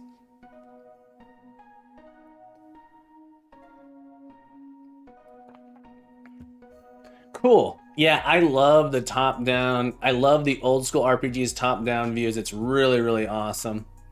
Absolutely beautiful. Close saved. Excellent. Oh, that's a cool feature. I just learned closed save is a thing. All right, so we want to add in some more equipment types. So I've got torso. What are my different types? Torso. Ooh, that's not what I want. One for each one just to test them out. Torso, legs, head, feet. All right, legs, head, feet. We're gonna head. I'm gonna make this actually equipable. I think that feels a little bit better. Let's break everything. Equipable. Is the stream back? Is it back?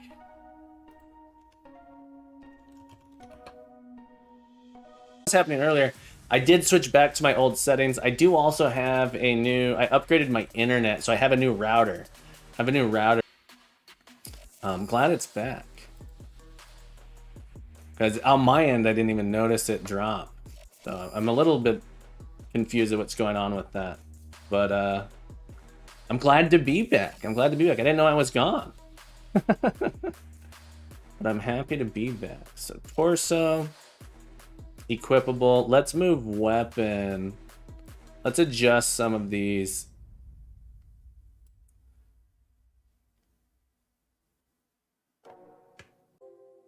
Oh no. All right.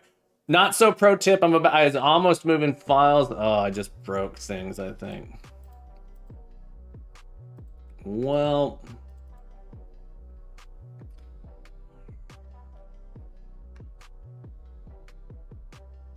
had to refresh to get you back. Well, I'm glad it worked out. Can I undo this move?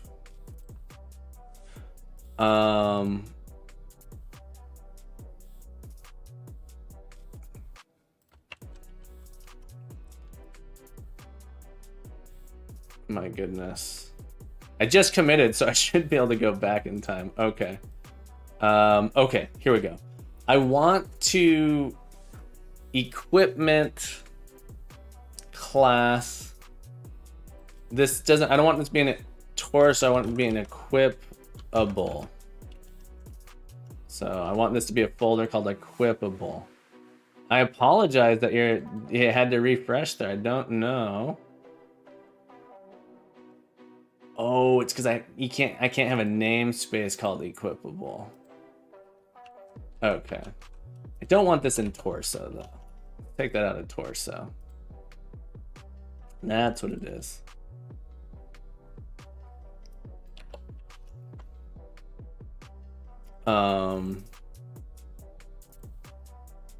Naming is hard, man.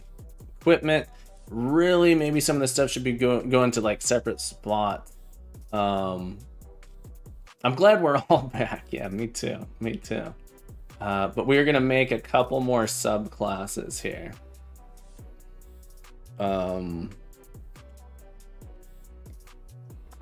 Maybe our default. Maybe we can have a default duplicate. We'll just make it virtual so you can override it if you need to. Yeah, let's go to equipable. And we're gonna make it this a virtual, because for torso, actually that's not gonna be true, because really for this subclasses, torso is it's gonna be an armor type. Really, I'm gonna make an armor type here. All right, so that's what I want. Armor. Equipment dot armor. All right, and now we're gonna have this missing the torso. All right, here we go. And so this is gonna need to import armor, and our armors are gonna have some defense value amount added to it, I think. We'll get there, but these are sort of our armor type. So we have where did I go here? Model, equipment, armor, torso. Yeah, so the armor has a defense rating. So that's what I'm gonna add into my armor class. I'm gonna create a new armor.cs. It's essentially gonna be like my torso. But the one thing is we're gonna be able to have different slots for these things. It's gonna be armor. Armor is an equipable. We no longer need this list requirement. Let's compile here.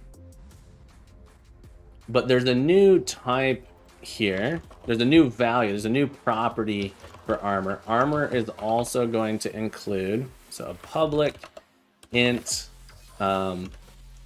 defense modifier. So we're gonna have some amount of defense, and we're gonna have to do a private set on that, and we're gonna make armor serializable. And we're gonna import using Unity Engine, and then on our defense, we're gonna make it save this. So this should be field serialized field. And we also are going to have to pass in the armor amount, int defense. Int our defense. Propagate this through, int defense. And the property we have here is that defense gets set to whatever we construct it with, like so. And when we duplicate it now, we also propagate defense through.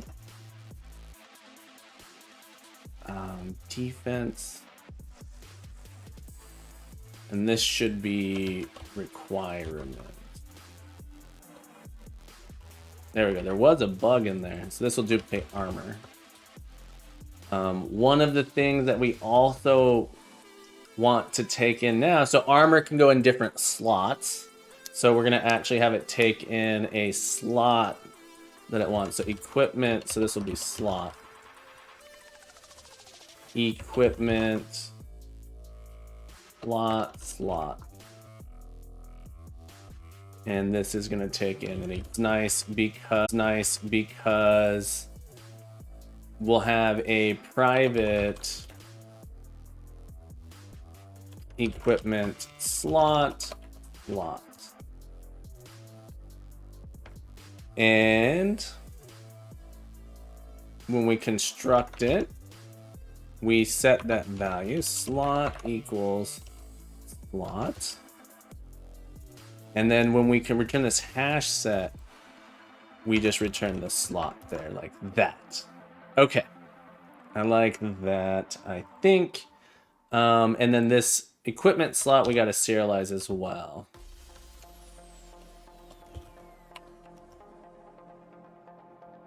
Yes. And now torso. The nice thing is I actually don't need this torso class anymore. It just becomes sort of an armor, an instantiation of armor. So now, like in my armor, I can be a little bit more general. Armor. Shouldn't be this. Oh, it has to take in. All right, it needs to take in my slot as well when we duplicate it. So I don't need torso anymore. So let's break that.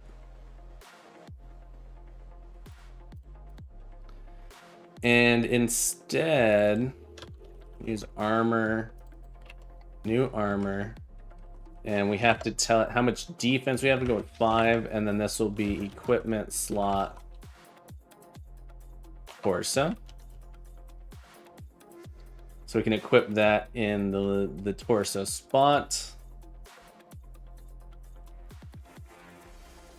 Should really write some tests for that. Coffee is empty. I'm empty on coffee, and I have about probably 4 ounces of water left. So we should take a quick break, get that rejuvenation going. Make sure our leather armor still equips to there. That we shouldn't be able to equip it anywhere else. Awesome. So after this, we're gonna end up creating sort of like an armors, and then with armor builder. So that we're not doing just random things like this. So let's go with leather cap. Real quick, just head slot. Do we have a leather cap? Let's go to our sprites database. Data. Fix that error real quick. Yeah. So in our sprites database here, our item sprite database, in the inspector, let's add in a helmet. This can be our leather cap.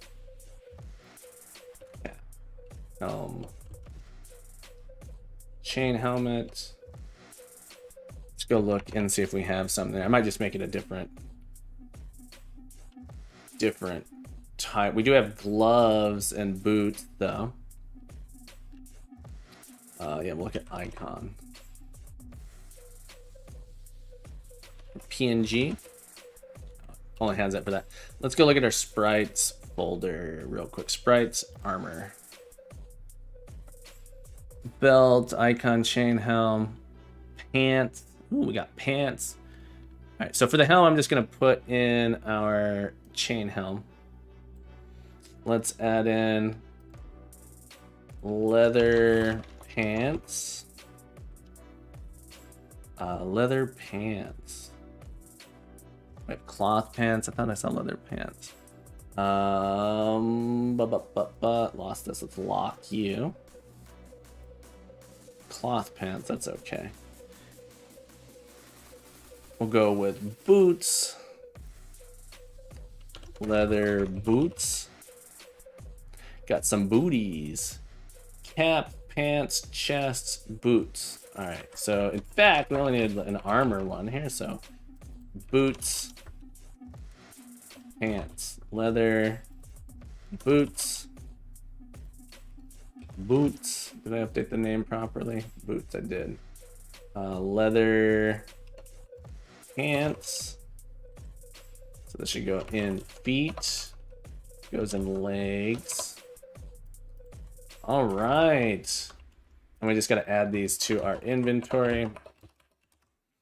Give them a cap. Give them a pants. And give them a boots. Get them all of those niceties. Let's check it out here.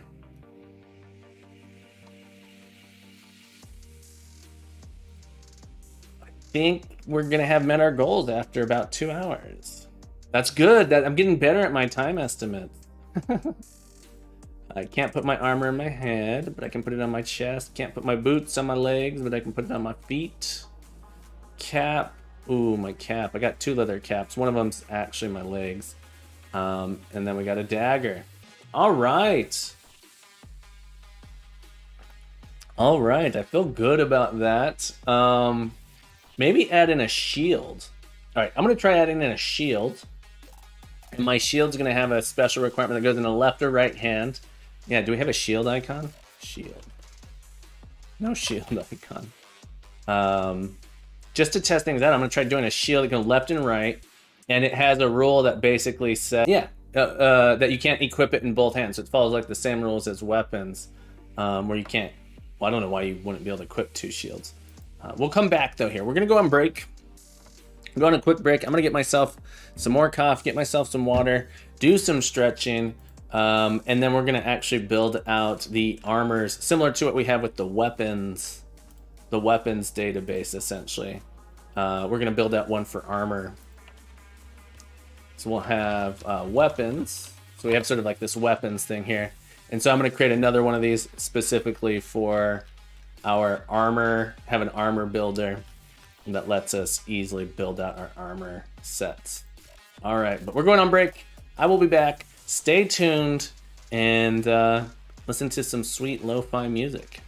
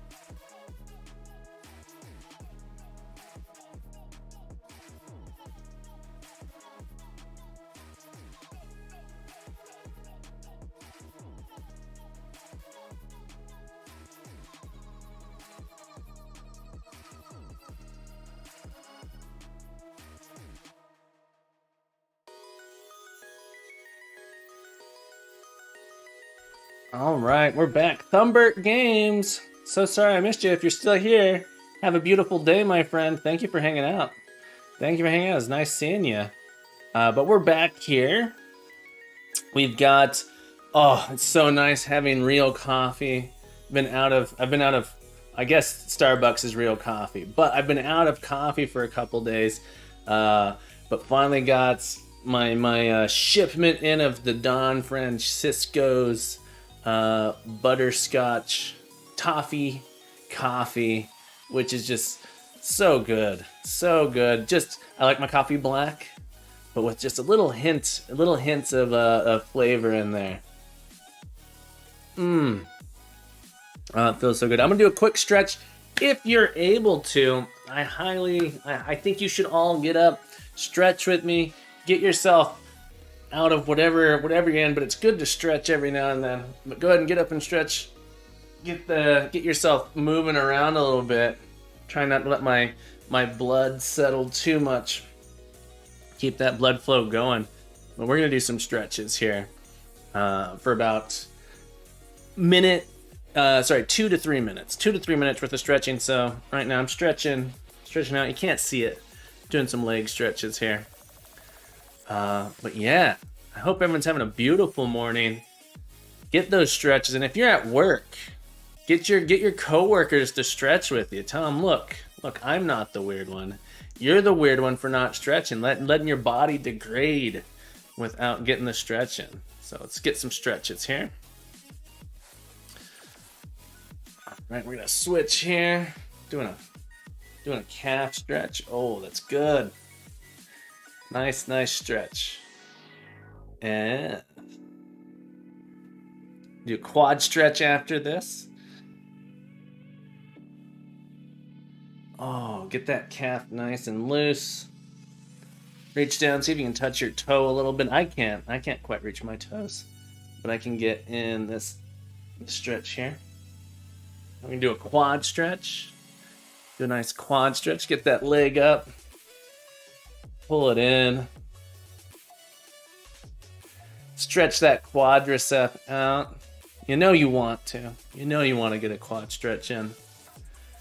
Get the blood flowing. Get the blood flowing back into those leg muscles. Keep yourself fresh. Keep yourself healthy. All right. And we're gonna switch here to our right quad. There it is. Man, this workout I've been doing is really, I can already tell. I've only been doing it for a little over a week. Essentially started doing this, the workout the same day I started this RPG prototype.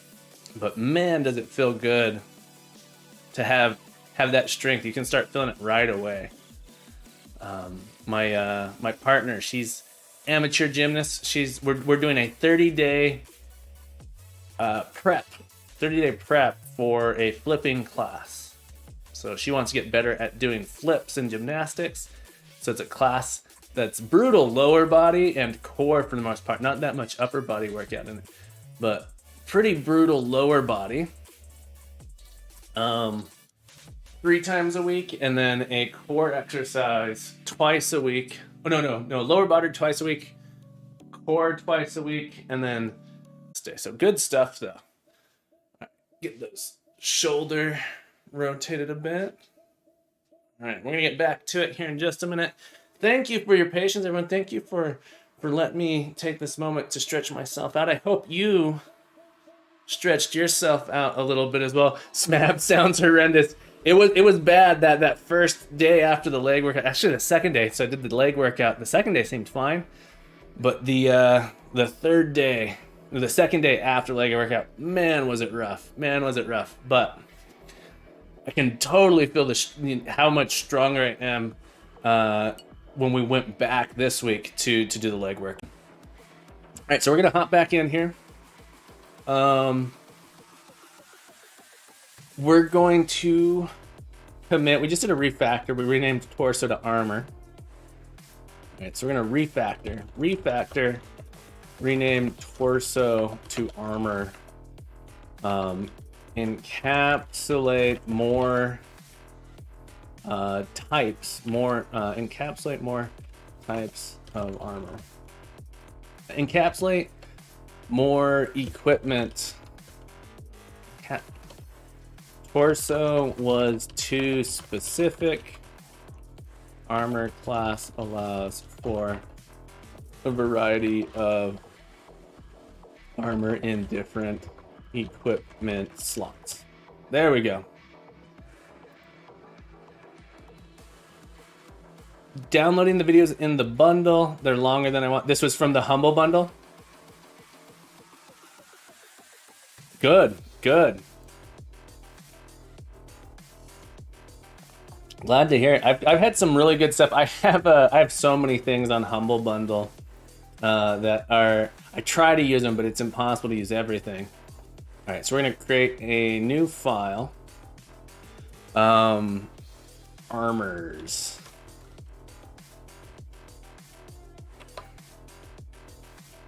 This is gonna be like our weapon class, where we have something kind of like this. So I'm gonna still this a little bit.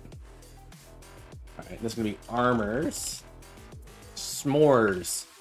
No, not s'mores. Armors.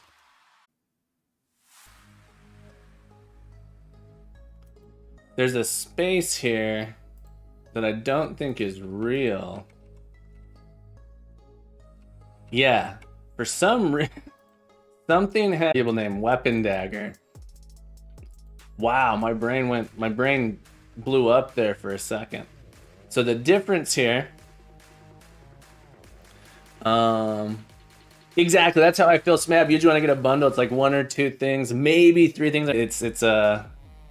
It's nice though. I think I like it. I think it's nice. Let's see here. Armor. So this is a little different because we're not using these. Will come out. And we sort of group things together. Equipment. Armor. And our armors now have in their builder, they don't have damage. Instead, they have an int defense. And they have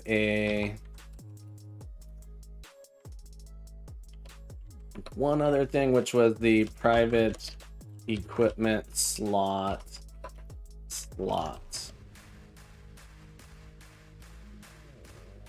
And we'll make this a nullable. Okay, so you have to set it. Our damage here, this is going to become defense.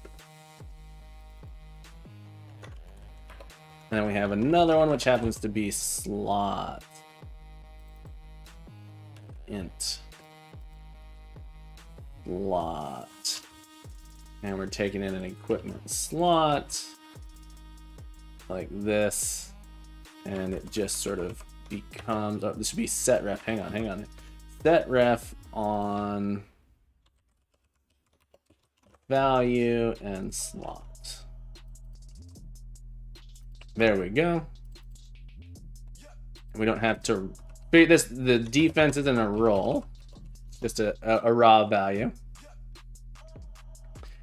And then we're going to check that defense is not equal to -1 and that our slot is not null. Could not construct armor with missing fields. This should be defense. And this should be armor. Picking a defense, a slot, and defense slot.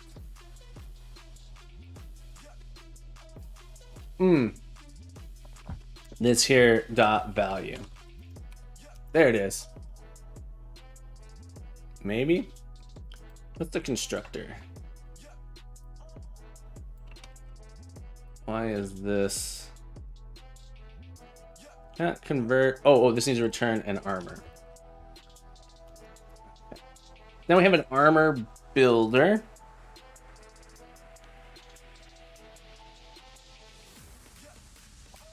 And we're gonna take the armors that we had done. We're gonna have to figure out how to serialize these in a moment too. So moving between scenes is gonna be a challenge that we have. So right now our character always starts with no equipment, so it happens to work out nicely. But if a character's already has stuff equipped, we need it to show up on the screen properly.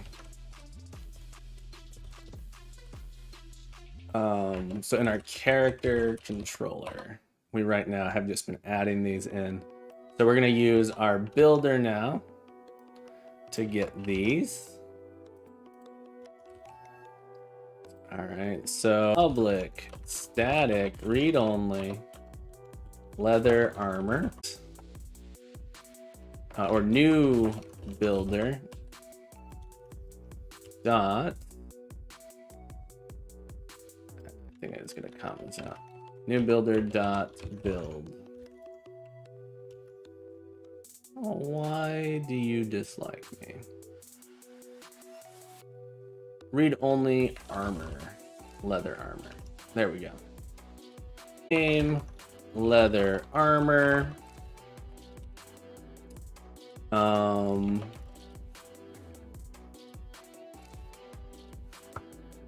Dot sprite ID, leather armor. Dot description. See if we can go. Ooh, I should see if I can generate descriptions for armor. That would be nice. I'm trying to run them.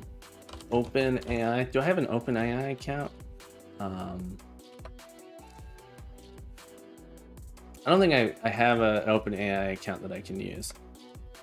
Yeah, we're gonna do that. We're gonna get some leather armor. Leather armor. For now, defense. Excuse me.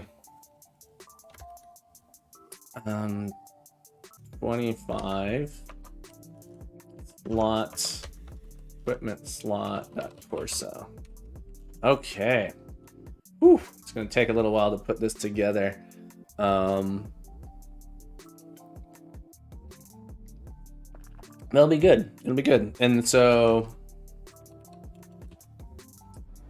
leather boots. This was leather boots description. Defense 1, give them 2. Cost 10 gold for some leather boots. And these will go on your feet. We got some cloth pants. We didn't actually have leather pants. Let's go with cloth pants. Cloth pants. Cloth pants. Cloth pants. Cloth pants description. Cloth pants will give you 1 armor, and they will cost 2 gold. 2 gold for some pants. And we had like a chain helmet. Right, and I gotta update my armor over here. We'll go with chain helmet real quick. Chain helm. Chain helmet. We're gonna call this chain helm. Chain helmet description. So I'll give you 3 defense and cost chain, so it's gonna cost 50 gold. This is a head slot. All right. All right, not... Well, we'll see. In our character controller now, observable.observe.inventory.add armors.leather armor, armors.cloth pants, armors.leather boots. We gotta update the pictures here. Armors, chain helm. All right, and we gotta update our sprite references, cloth pants and chain helm. Let's come over to our sprite database.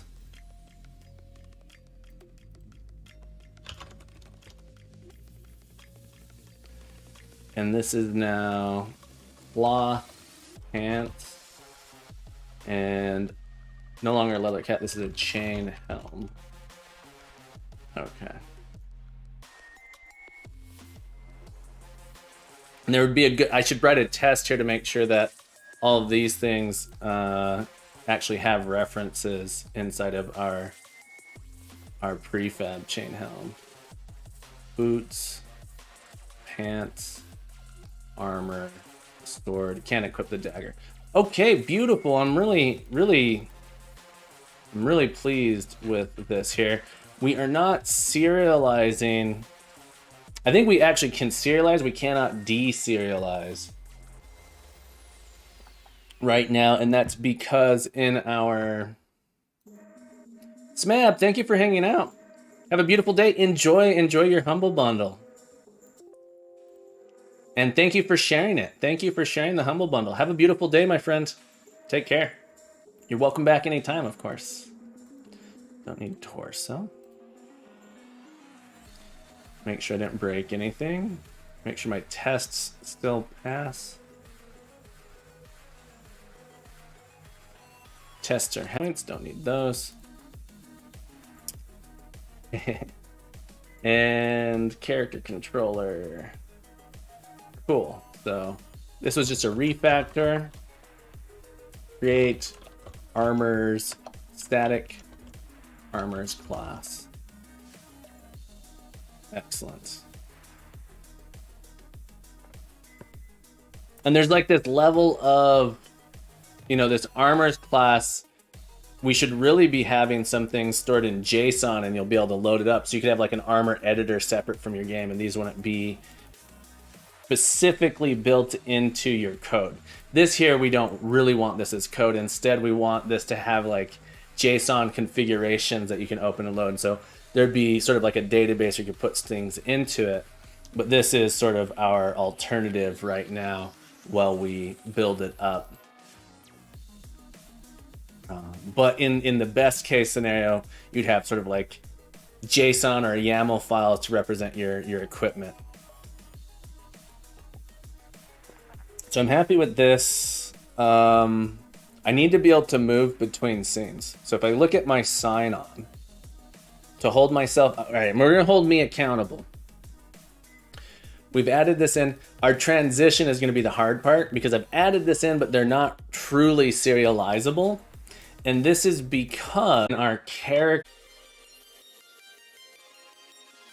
somewhere, in some class somewhere, in our inventory class, and it's also in our equipable, yeah, we're calling item from JSON. So right now, everything gets deserialized as a weapon, so we need a better way to do this. And so that's going to be the challenge that we have to implement here. So I have these subclasses and my deserializer, my item from JSON. We need a quick way to identify which class to use to deserialize it. So we kind of need this idea of a serializable, a JSONable, which I have. So we have a JSONable. We have an as JSON, but we sort of need some other way to come back. All right, so something that gets serialized that's like the name of the class, to be able to dynamically select here when we go to load this from JSON. And you say, okay, well, which JSON reader, what is the concrete type we need to pull out? And right now we have weapon, and it'll fail on armor. Yeah. Okay, so there's two things I need to do. Let's go to my to-do list. I need to update my to-do list. There's two things I need to do. So my character controller, if instead here, so if, let's say I want my character right now to start equipment.equip. We're gonna equip leather armor to the torso on our observable character. Observed. We're gonna start them with leather armor. It won't show up on the screen. So there's one thing I need to do here, is that this thing needs to actually, when it initializes, know how to render the stuff that's already there. So if I switch here to equipment, there's actually something there. It's not rendering immediately. So that's the first thing I need to fix. And then the other thing is equipable needs better serialization. Deserialization needs to know which subclass to use. So it needs to know which class to be able to get. Right now I'm going to fix, and this I hope won't be too bad, in our renderer. Our equipment manifest renderer.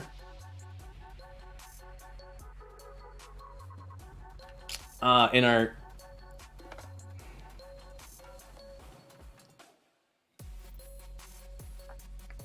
renderer needs to have a public void render as I has equipment. Needs to be able to just sort of render all of the equipment as equipment.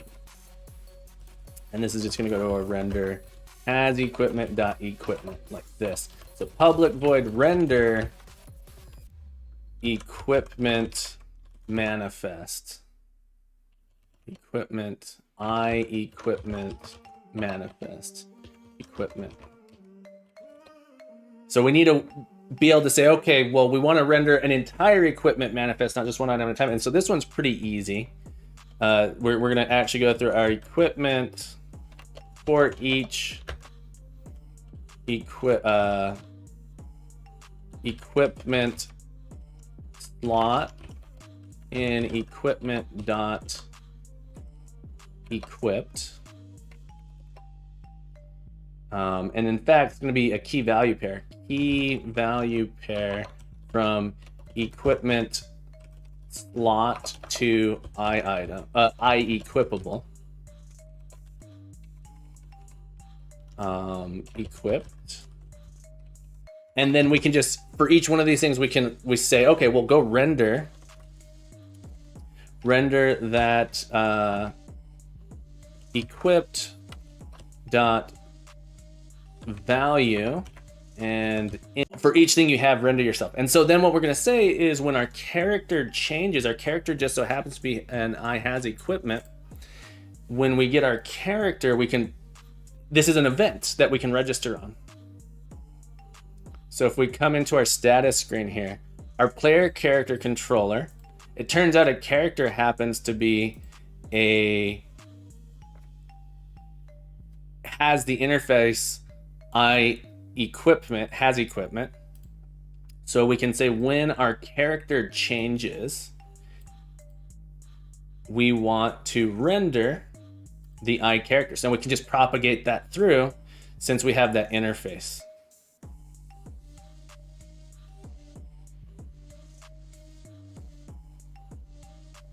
Okay, let's test it.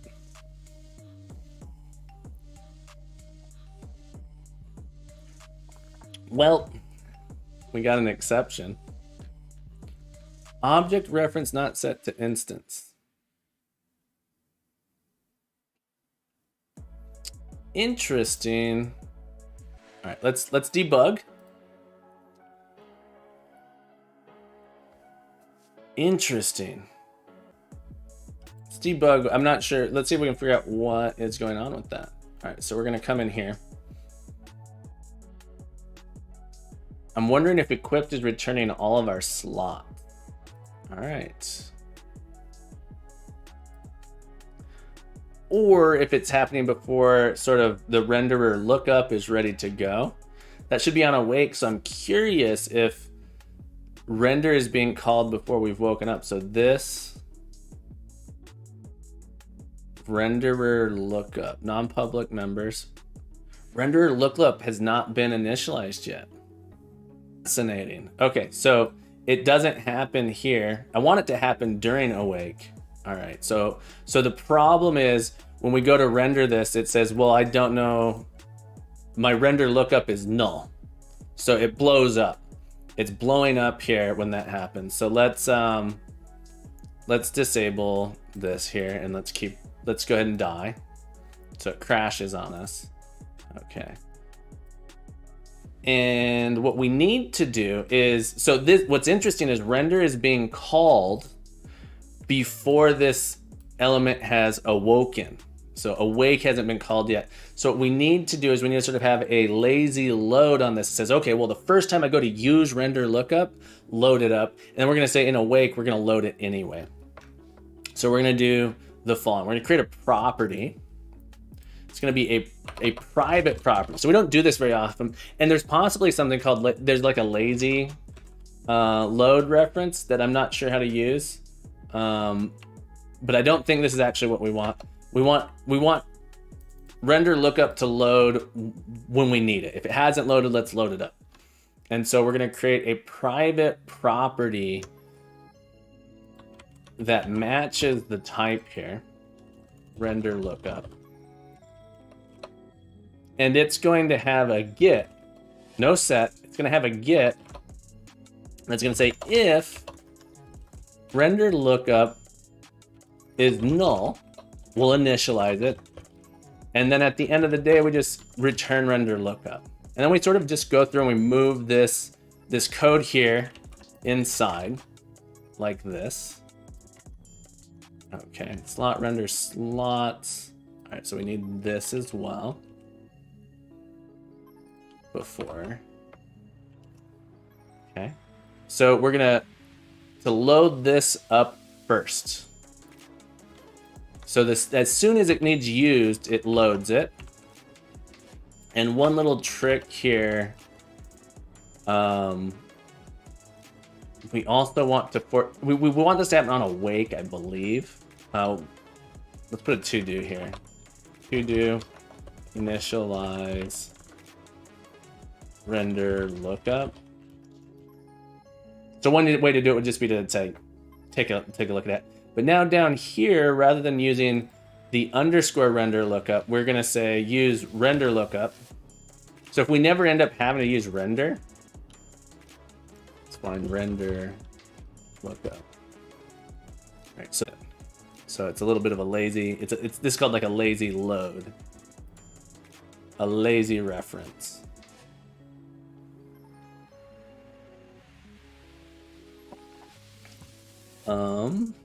All right, let's see if that equipped initially. And we could do something here where it basically says when the equipment changes to refresh, to like go ahead and propagate that up.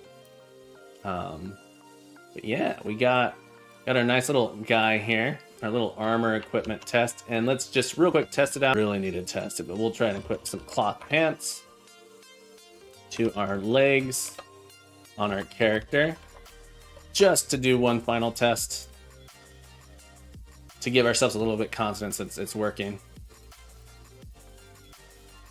And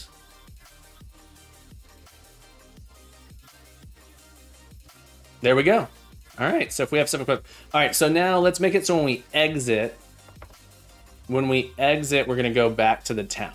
All right, so this is where a transition would be nice.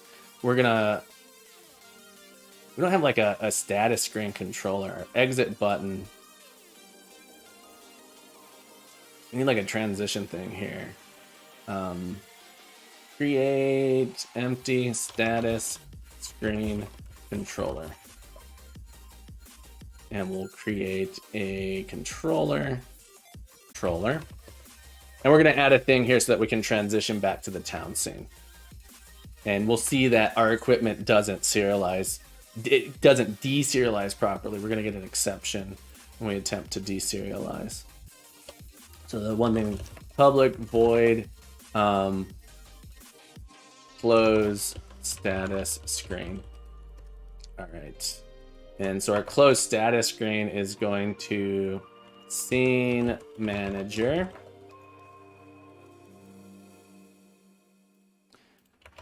Dot load scene town.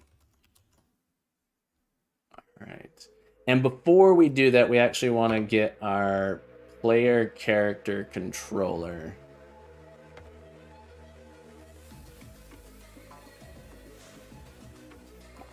This needs to be able to save the character as well. So this should actually probably be on. So we're going to do a require component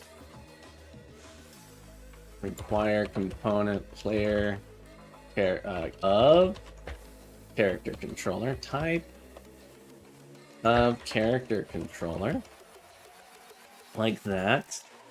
And this will allow us to get our character information before we leave, or to maybe even invoke a store. So I'm going to add a store to our character controller.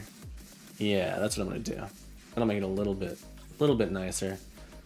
Character controller, store character. And this will be player character dot. So actually, player character dot store player character. And we know it happens to be, so this is a little bit of a code smell as well. We're having to cast this here. We know it happens to be that way. We're going to store the character, and then we will transition the screen. So in this case, we know we have a character controller attached.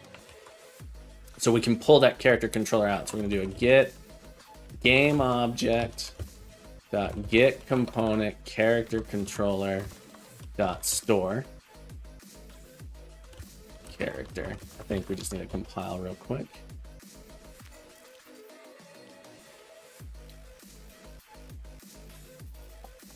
Shouldn't this be a character controller? Character controller, public void store character.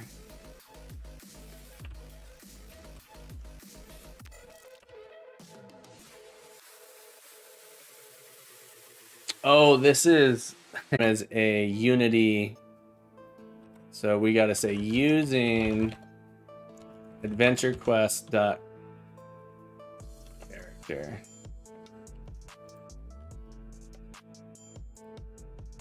And this should be in our namespace adventure quest dot character. If we do it this way, we don't need it. So it's no longer ambiguous. And in fact, it's a status screen, so I think that's associated with the character, so it's okay. Character controller. Don't name things character controller. That's bad. That's why I was calling things like player character controller before. But then I had like an I character, so the naming convention got a little bit botched there. So we can actually say here, we're going to add in a status screen controller. So now we have that. And now we can attach to this button, this exit button. On click is going to actually call our player character controller. Here's a misnomer in the scene, so this should probably be like status screen controller as well. But on this button now, we are going to say our status screen call close status screen. So when we click that button, it'll transition to our town scene, which I think is gonna be happy to serialize, but I think we're gonna get an exception when we go to deserialize. It's happy, not all right. So it didn't get an exception. We can go to the weapon shop. All right, we cannot parse. Something died here. This isn't our ability roll. That's interesting. Our ability roll. Game, return to town. We're paused. Yeah, so there is a bug in my ability roll getting loaded and unloaded. So now though, since my character, all right, if we launch this, we'll probably get that same error. Yeah, so ability roll is stored poorly. Unpause. Oh, you know what it might be? It might be trying to load the armor. I think I need to get that JSON out. I think it's trying to load. All right. It's going to be gnarly.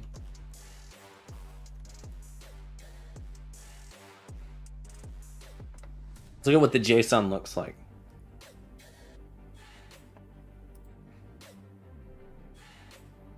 I think it's trying to somehow parse the sort of armor and equipment and stuff as weapons, and so that's what's causing it to fail. Can I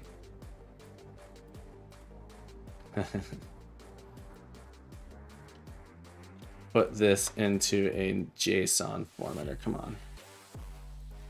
Copy JSON formatter.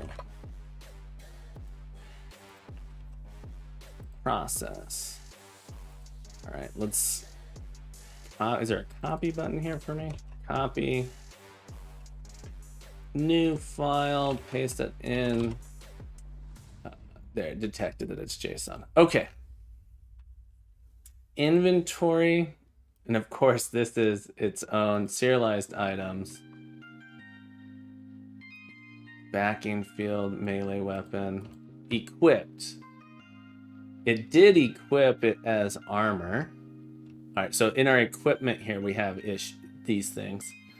I'm 90% sure, but let's look at our weapon here just to make sure. I'm pretty sure what's happening is it's trying to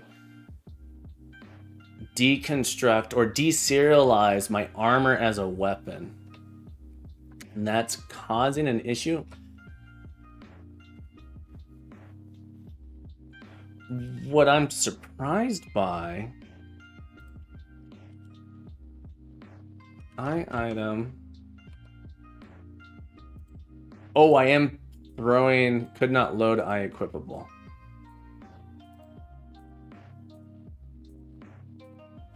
Yeah, so we need a sort of a way to detect what type of, what the parent class is. So in my, okay, so this is definitely the issue. Is we go to load, what I'm surprised, sorry, I'm a little bit all over the place, so I apologize. I'm 90% sure what's happening is when we go to serialize this or deserialize this, it's selecting a weapon for the armors, and that is causing it to get, it's like pulling some stuff out, and there's no ability damage, so it cannot actually parse it. Could not parse ability roll from plus. 1, 2, 3, 4 times, and we happen to have exactly 4 pieces of armor. So that's almost certainly what happens. My intuition's telling me that's what's going on. So we want to be able to detect during deserialization which type it is, and so we kind of need like a serialized wrapper. So this is something that I had thought about before. We're gonna need a serializer wrapper. So a thing that's serializable and has a concrete type, but when you deserialize it, it has information on how to deserialize the thing it's wrapping. Okay, so I think this will be an interesting exercise. I'm a little surprised we're not catching this exception.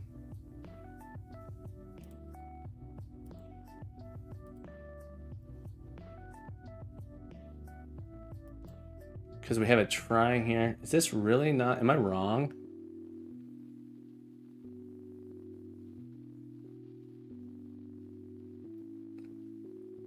Let's try something here. I'm going to put this here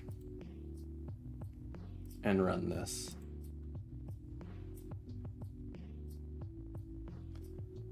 Oh. We're not even getting there.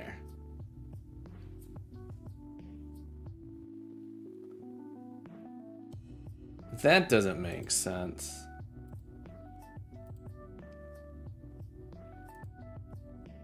Are we actually attached?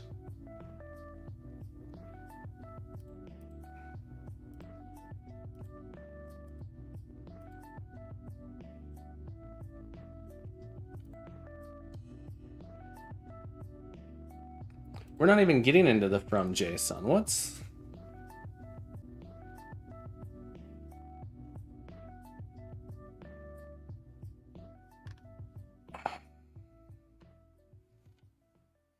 interesting here. Okay. We come to this decode. Where is decode being called from?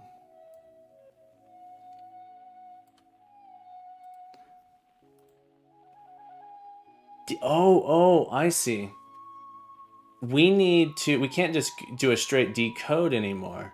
We actually need to go through and pull out the components. Oh, I see what's happening. Because when we decode, we actually don't go through the serializer. Well, we do.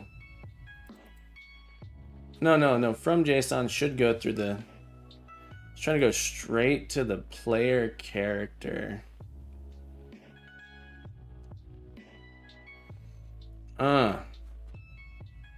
Trying to understand here. So when we go to decode this...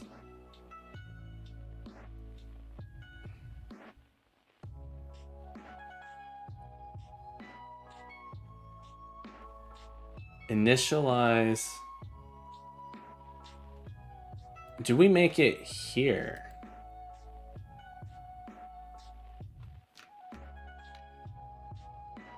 This is kind of fascinating to me.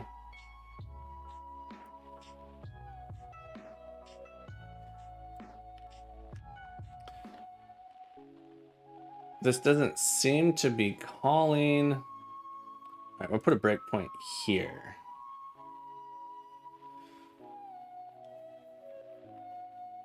And there. Okay, we'll try this.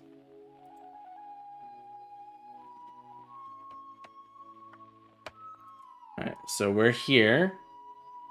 If I step over, we do end up here. All right, step into. Step over. Oh, great. Now it...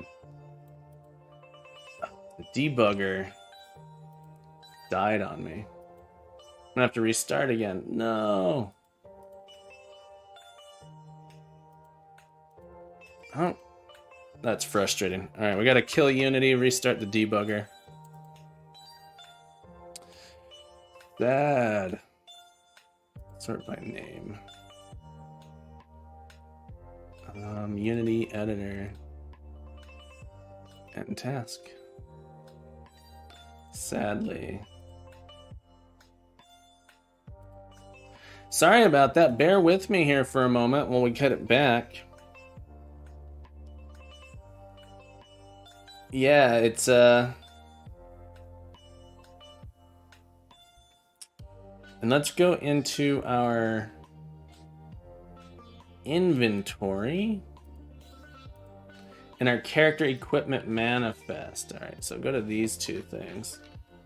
We do have a serialized callback on this as well, so we kind of have to go through and select.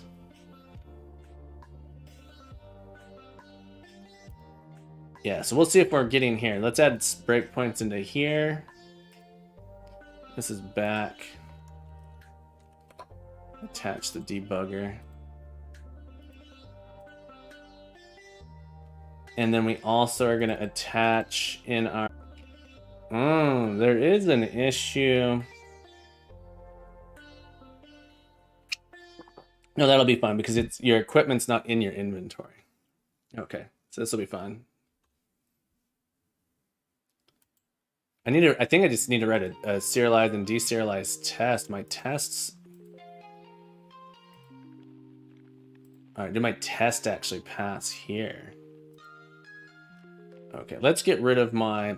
That's what I need to do. I need to stop testing with the scene. I need to test... All right. I need to write a real test. I'm getting lazy. I need to write a real test. My serialization test is not truly working because I'm not testing if I'm serializing my armor. So the issue is coming from serializing my armor, so I need to add in a test for that in my equipment. So we're gonna write a unit test here. Rather than like whack-a-mole debugging in the editor and driving ourselves insane, let's write a real test. Should have done this earlier. So we're gonna come into our equipment, inventory test. We're gonna create a new file.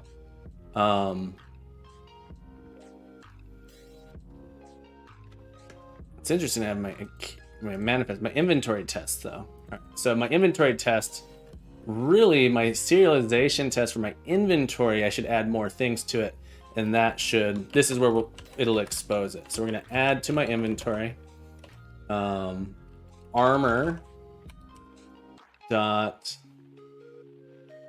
armors dot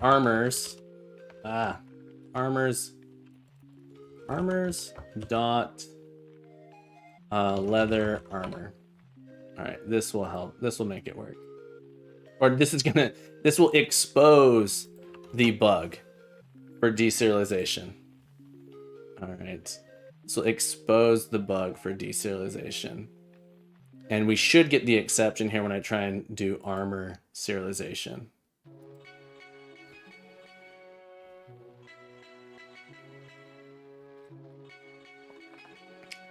So if I run this, I should get an exception. Yes. Okay. So my serialization is not working there. And what the type of test I really want is my item serialization test. And I want to be able to serialize each of my different item types. And so actually let's do armor test. And we're gonna test serialization. Probably equality too, but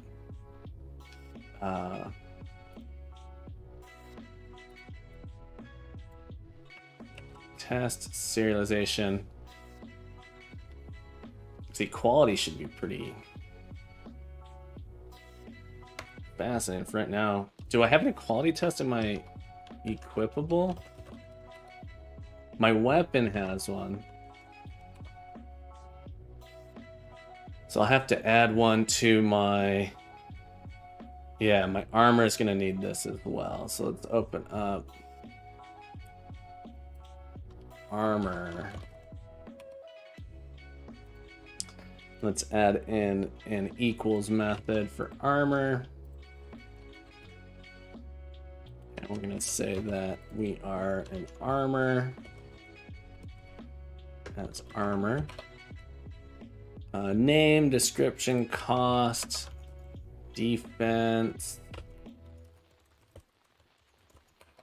is the same, and slots is the same. Slot. The armor dot slot. Okay. So those should match. The hash code is going to be to combine using system. It should be system dot hash code, name, description, cost, defense, slot. All right, so we have an equality for our armor now. Item serialization isn't really what I wanted, an armor test. And our armor test, we're going to do a test for equality and a test for serialization. So this is an armor test. Dot armor. And the deserialized we need to call from items dot from JSON. So there's a couple things. So we want to be able to serialize and deserialize and also ensure that the items from JSON works for it. Make sure we picked up these. Wait a minute. Holy moly. Did just adding the equality check in there fix it? What's going on? Or did I delete my test on accident?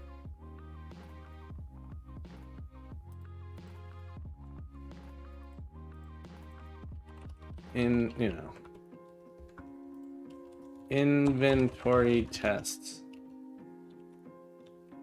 Tests. Did I accidentally delete my inventory test? What? Did I rename this? Yeah, undo that. Why did I... Trying to copy it. Undo, restore inventory test. Weird.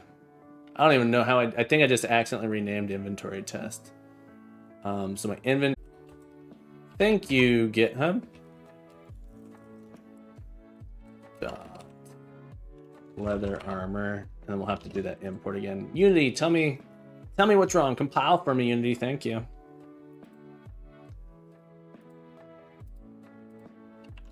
All right. Don't delete your tests.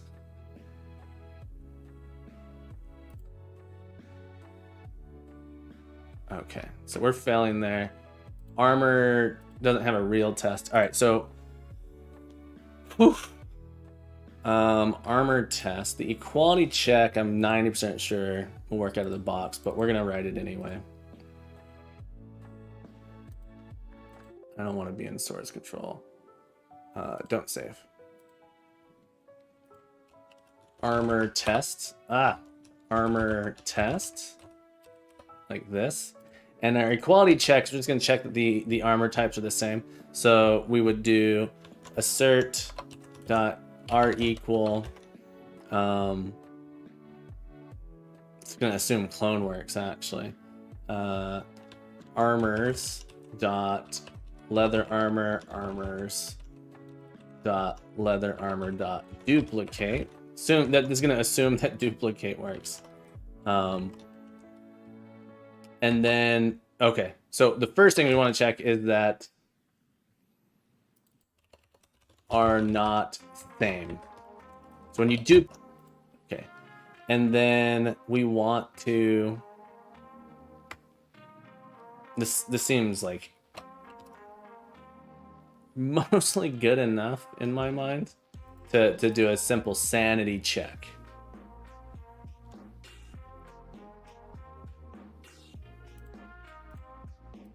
So our armor test equality. Okay, so they are not the same reference, but they are equal. So they have all the same properties. I'm okay with that. So the basic serialization would be the following, is that we're gonna do string as JSON is equal to armors dot leather armor unity engine dot json utility dot to JSON. So we're going to convert it to JSON, and then we're going to reserialize it. So now we're going to say armor loaded is equal to unity engine dot JSON utility dot from JSON. And so if we specify specifically that it's armor, can we load this thing back? So we're going to take that JSON and we check the equality of this, and we say assert are equal the original armor dot leather armor, armors dot leather armor, and loaded. So they should be are equal. So they should be dot equals to each other. And then we need to make sure that our items we can load it from JSON as well. Serialize and deserialize using our JSON utility. But we also need to do the following. We need to say, okay, item dot from JSON needs to be able to also take in our as JSON and get us back an armor.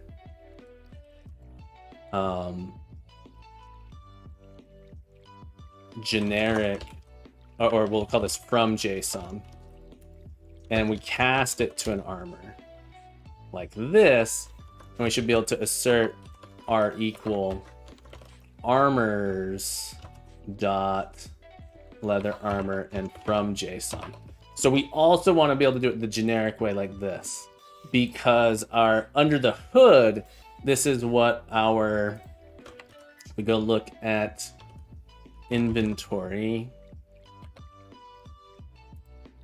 we serialize our items by passing them through the JSON utility, but we cannot deserialize them the same way because we need to know the type at times. So we use from JSON to do it. Do we do the same thing for our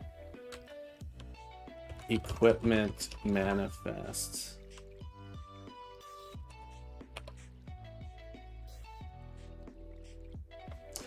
We have an iEquipable from JSON that does it this way. And so really, iEquipables are iItems, so we should be able to do it this way, iItem. And then we should say, well, it has to be an iEquipable. Okay. This is probably why we were getting the weird exception that we were. Because iEquipable... Well, I don't know, actually. All right, did we get our error here? We're getting close, though. Unit test for the win. So now we have a thing we can run and get it without actually... Specified cast is not available. Yep, that's true.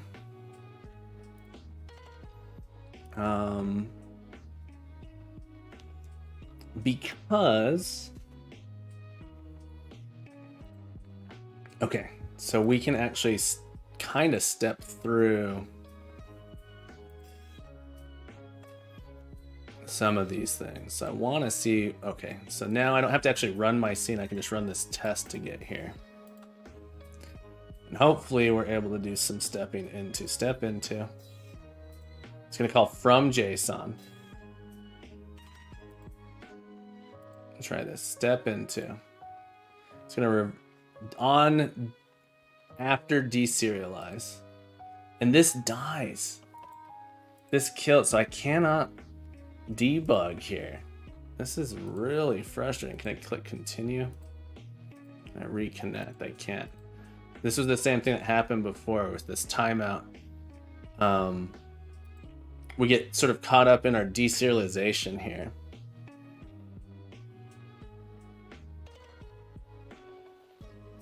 What a bummer. What a bummer here. All right, I need to take a... we're gonna kill our debugger. Okay, we're 60-second break. I'll be right back. All right, be right back.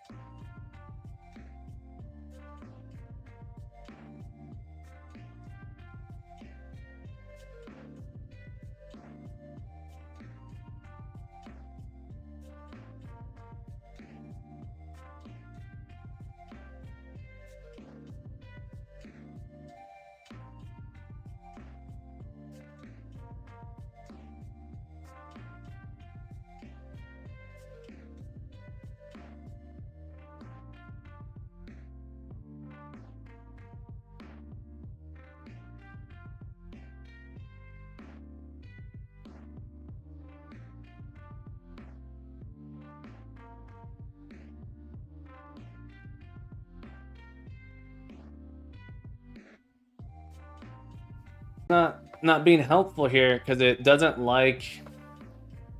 I think it's related to the serializer. But I'm 90% sure the issue is that we cannot figure out which one of these things we are. So in fact, I want to add. So what I was thinking I was going to add is we're going to have sort of this field inside of things. All right, so we're going to have coffee is delicious, G. Absolutely. Coffee is good. I love it. We are going to add that iEquipable, or even iItem. iItem is a JSONable. All right, so we have a iJSONable. And my JSONable is going to enforce us to have sort of like class information in our string. All right, so we're not equipable, doesn't have iJSONable.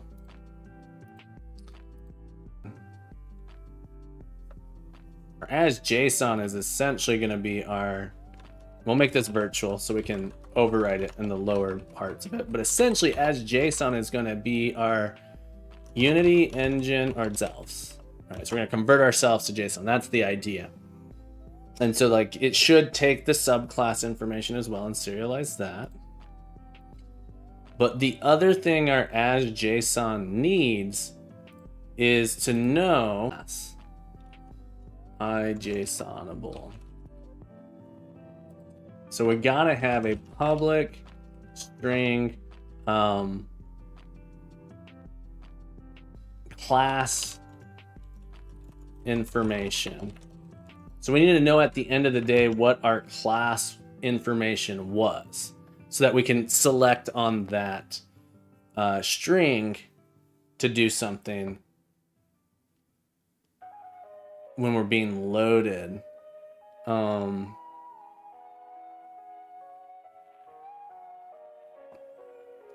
Almost need a wrapper though. All right, so there's something gonna be awkward about this. Let's get our errors. Let's go fix this. I feel like I smell a hack. So we're gonna have an abstract. All right, so public abstract string class information.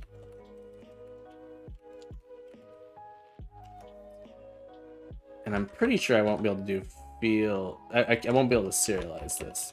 Class information. Yeah, we won't make this protected.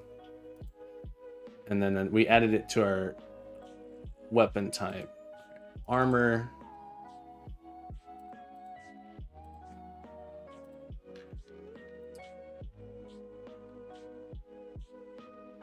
Oh, it didn't add it. I don't know why. All right, so we'll come up to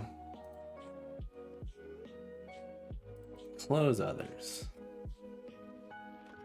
iJSONable. We are going to have a string in here.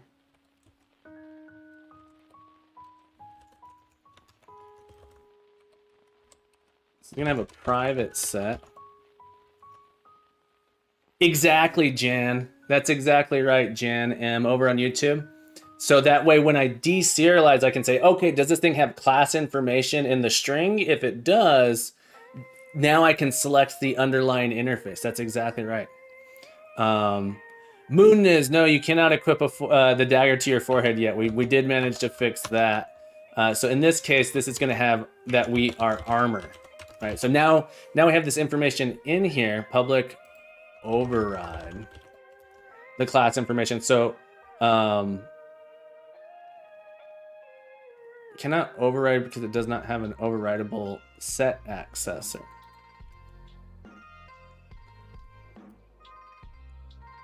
That is interesting to me that we can't.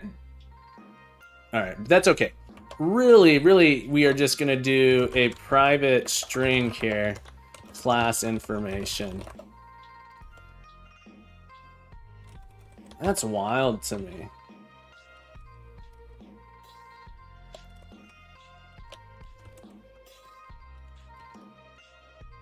that is kind of here. Equipable. Let's go to equipable.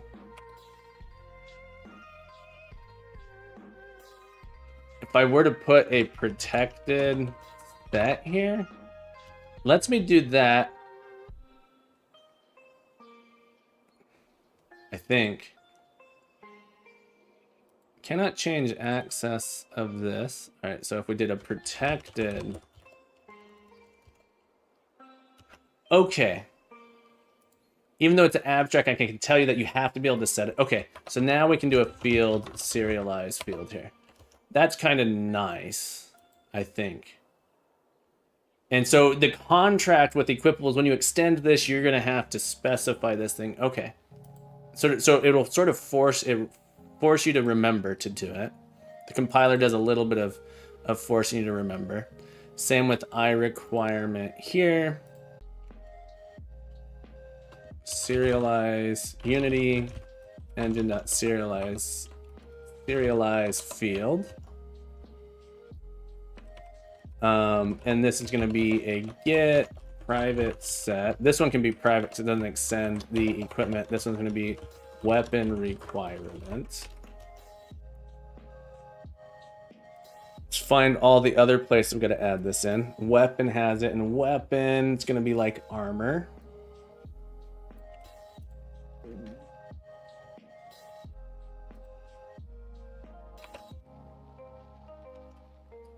Unity engine. And this one's going to be a weapon. So this is going to tell us which class to get.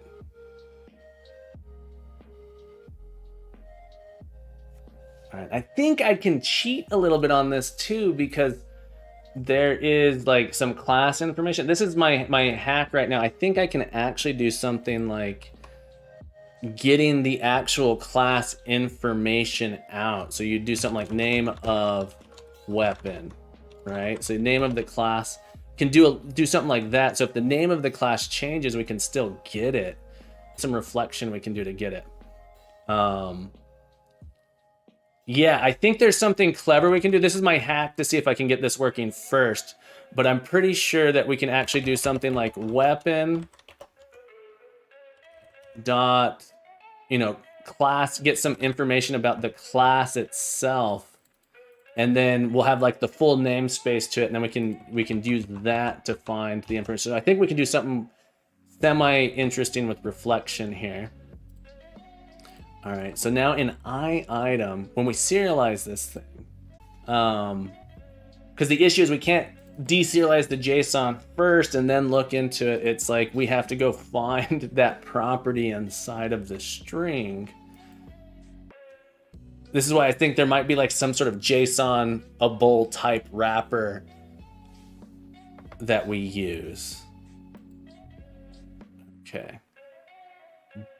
In my tests, system number of, this is where the fun begins, exactly.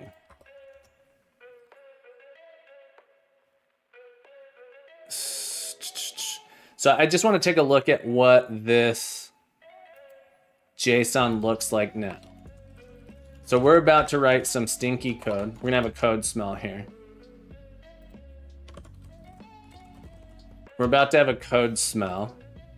But the code smell is going to allow us to use some code Febreze. All right, in a moment here. So our equipment fails, our test realization, but we're going to run this so we can get our. Oh, the debug didn't happen.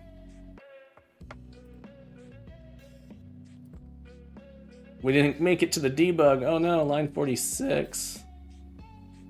Oh, this is inventory test, not armor test. Yeah, we're gonna have some. All right, the debugger's killing me here, which is making me sad. But I'm pretty sure in this text, we're gonna identify this stupid chunk of text here for now. For now, this is what we're gonna do. We're gonna identify this chunk in our item. All right, so this is what we're looking for. For armor, we do this. And then for weapon, we do this. So we're gonna say the following: if JSON.contains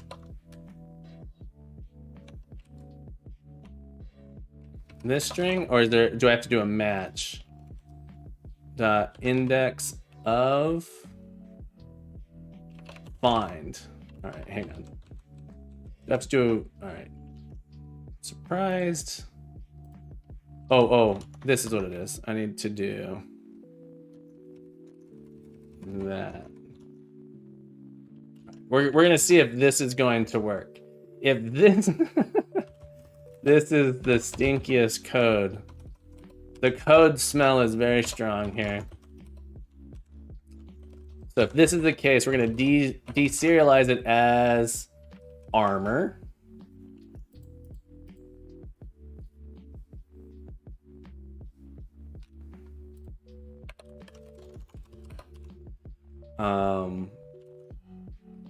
But we should be able to do, I can smell it all the way over there, Moon. That's armor.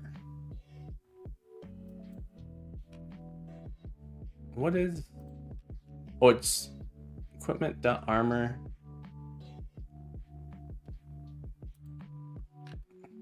Reload. Come on, Unity. Use like a type. Oh, boo. My type name here is the same.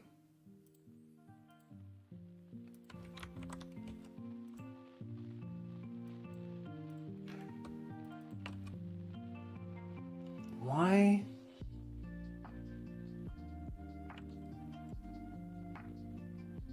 Armor is a namespace, but it's used like a type. I understand.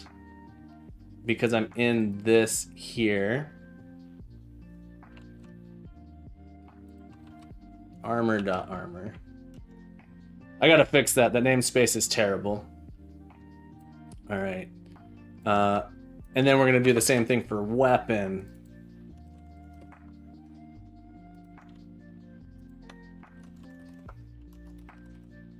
Otherwise, we'll throw an exception.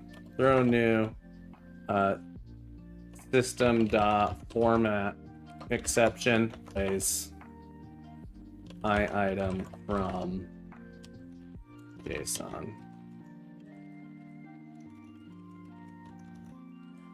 Okay. And we no longer want this try. Better. Okay. Okay.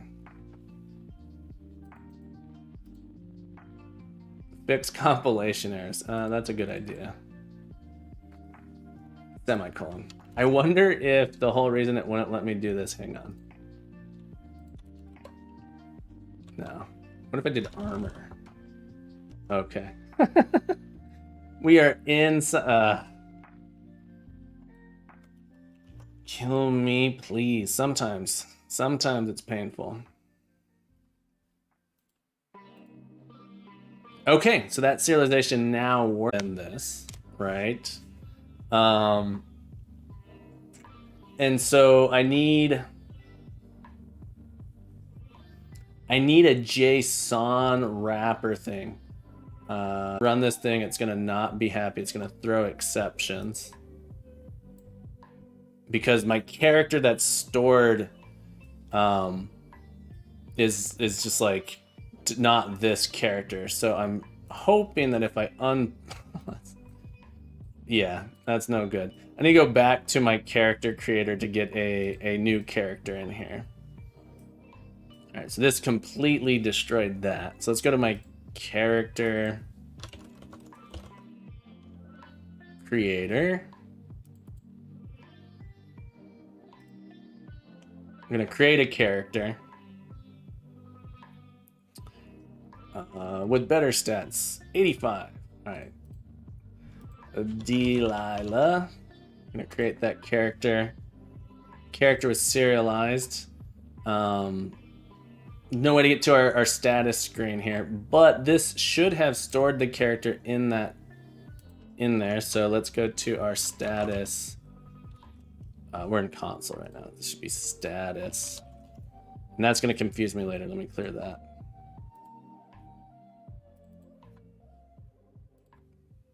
Please. Boom. Okay. All right. So our character serializes and deserializes. Great. All right. So we're gonna commit as a work in progress. Here, what do I have? What's going on here?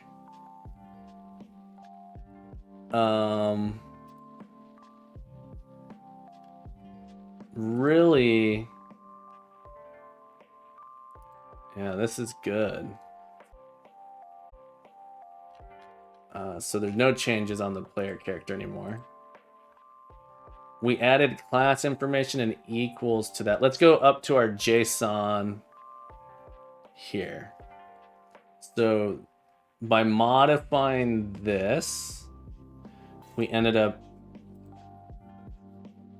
adding JSONable. Weapon was super modified by that. Equipable no longer has a from JSON because it's going to use the items from JSON. Our equipable has as JSON, so weapon requirement, armor, equipment manifest.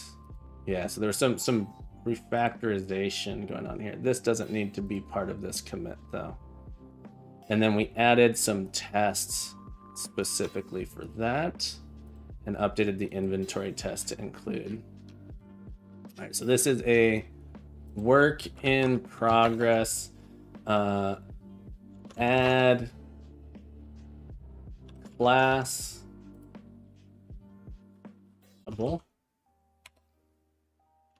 propagate change to classes that implement the interface, updated item to implementation to use for deserialization. All right, for deserialization. Okay, so there's our commit. We have just under 20 minutes left before I gotta hop off here. Got work in 1 hour, so I gotta get to work in 1 hour. So we're gonna go for another 15 minutes.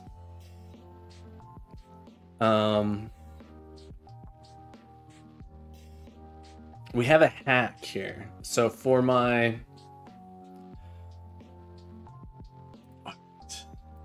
real quick in our to have a better serialization, deserialization to correct type. So this is like the stink that I've been talking about getting. So we need to change it from a code smell to a code taste. Go from a stinky code to a tasty morsel of code. And to do that, I want sort of a wrapper in my JSON able class. So iJSONable. Where is that? That's in scripts model JSON. Scripts model. Really, it should be like utilities. Should be somewhat separate. JSON. All right. So what we're gonna do is we're gonna write a class. JSON serializer.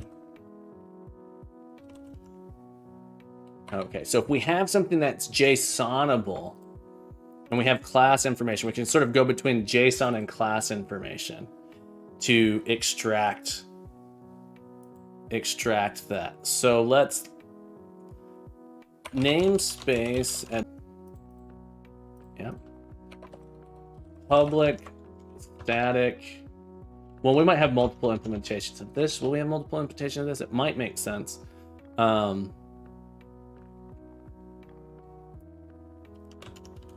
We'll make it so that we can potentially subclass how it's done later. JSON serializer. This is going to have a method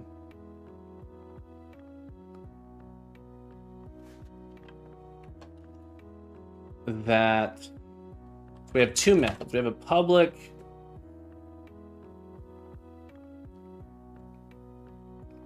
JSON serializer of type T. Yeah, so it's a JSON serializer of type T. So it's going to have a method T that's from JSON, string JSON, like this. And then we're going to have a public string to JSON, like that. Information. So this is just sort of like a special wrapper for deserializing and serializing. Its whole purpose is to exist so we can check the information that we're storing.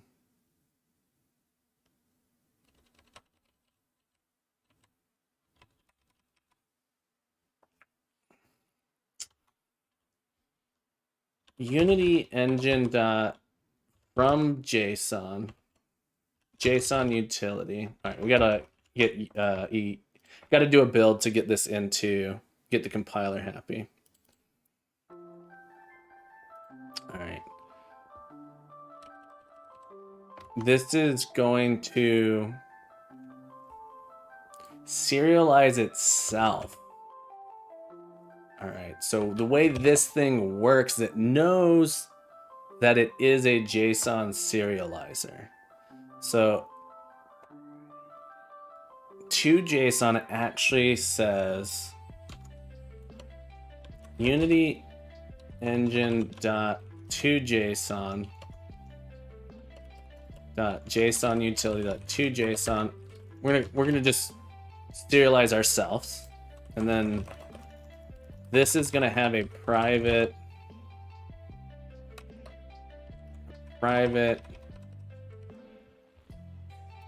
say using Unity engine.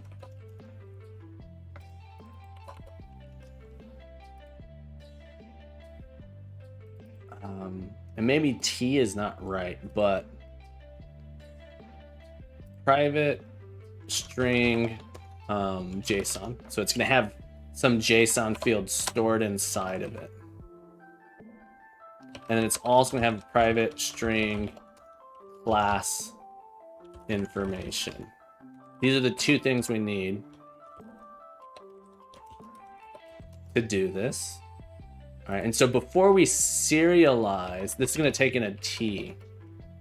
A T, it's actually going to take in an IJSONable.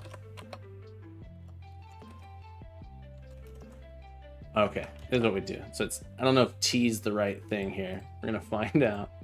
IJSONable.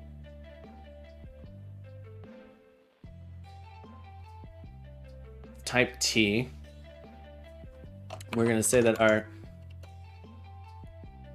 JSON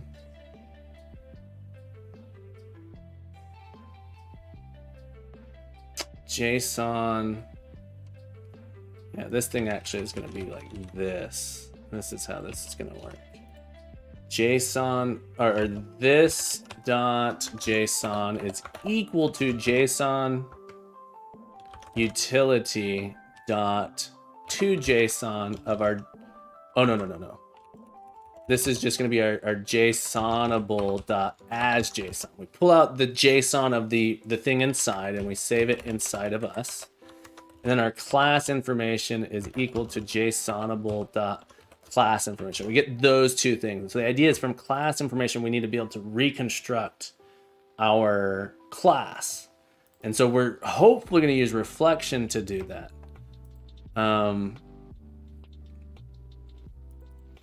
Default. Can I do default here? Yeah. Compile.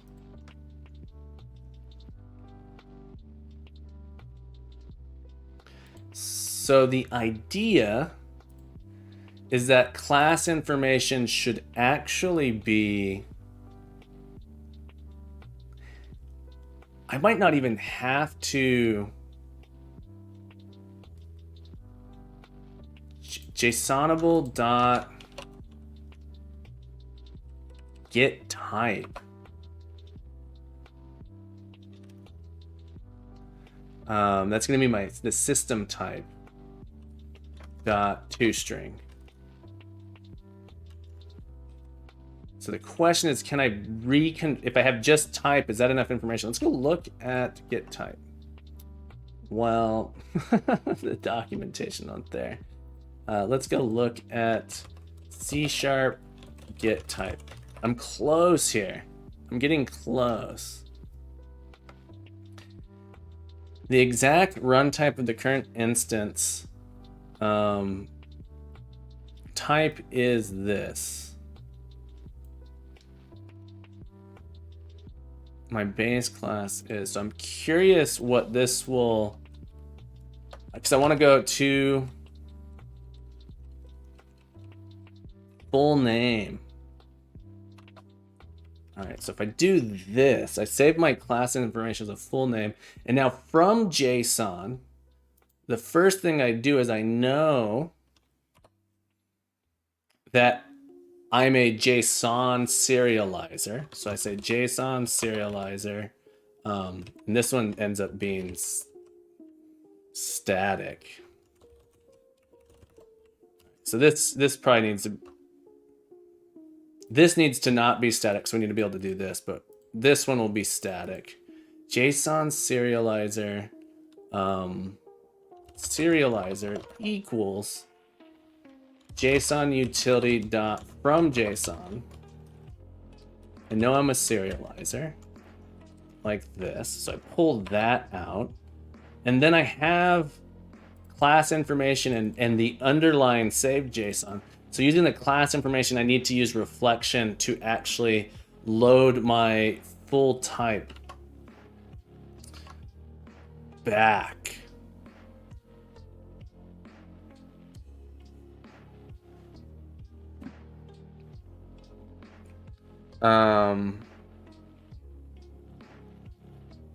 Oh, it's almost like it needs to know the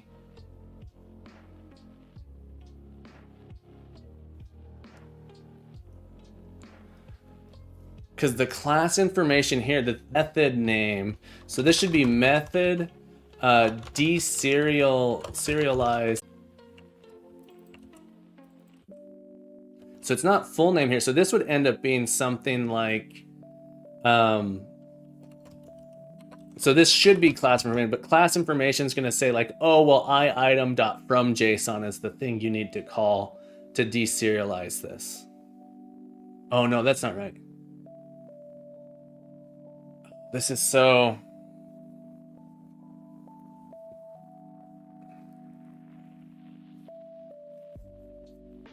This is tricky.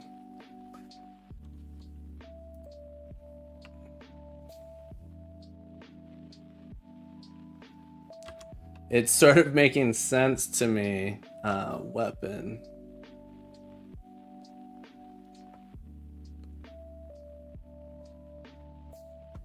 Or using this, okay. So instead, all right. So we're gonna do it in a slightly less class information. All right, so we do it this way. This should actually be a public string class information.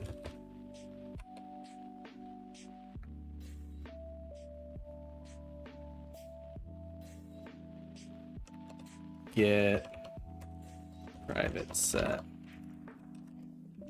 field. This will be a slightly better way. There's gonna be no reflection here though.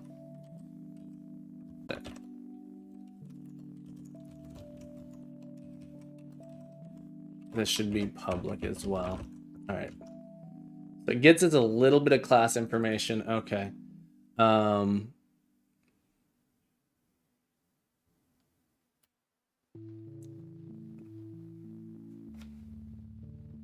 It's gonna get us back the serializer. Okay, so I don't think I need that. Instead,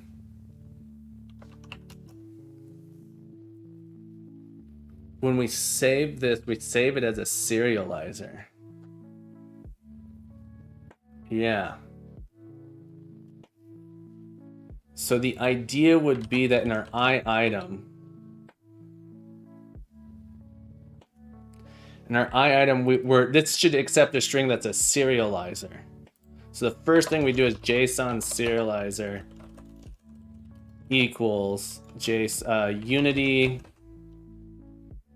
engine.json utility.from JSON JSON serializer. JSON. So we're going to load it as a JSON serializer. And then using that, we can do a match. So then we'd say return serializer dot class information switch. So we do a pattern match here. So it's a little bit better. And so we say if it's armor, then we return on our serializer dot JSON. And if it's weapon, so we don't actually have to do a full match on this. And maybe this is better, but no reflection yet. I don't know that reflection is the answer here, unless we're gonna replace the system. But this reads better at the very least. Okay. Throw like this. Okay, so the idea is this should serialize as a JSON serializer. And now in our, where we have as JSON for our items, so in our equipable, we actually wrap this as a new JSON serializer.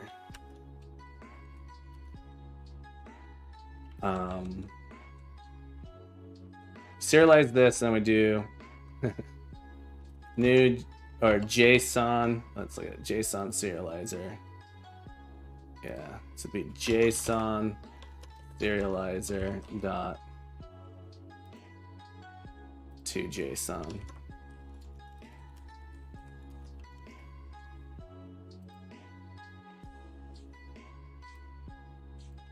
This.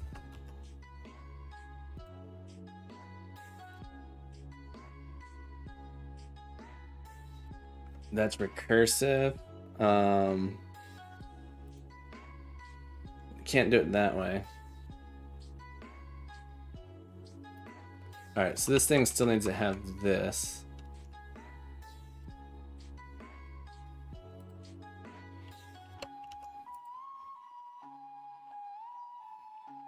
But when we go to serialize it, okay, so here,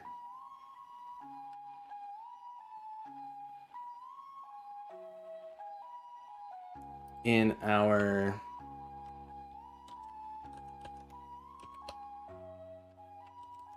inventory, you no longer do this.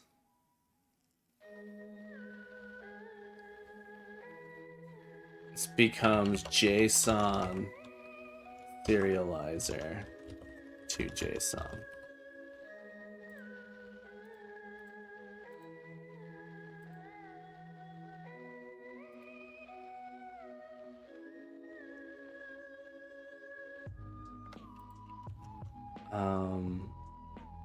Items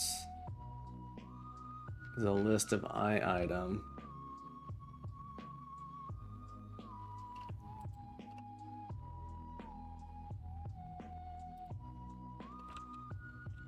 I'm a little surprised that doesn't work.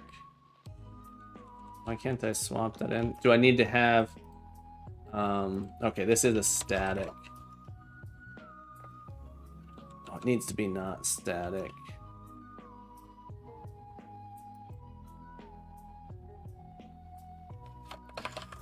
Public static string to JSON. Okay, so it needs to be, hey, it does need to be static. And this becomes JSON serializer. We construct one of these, and then serializer.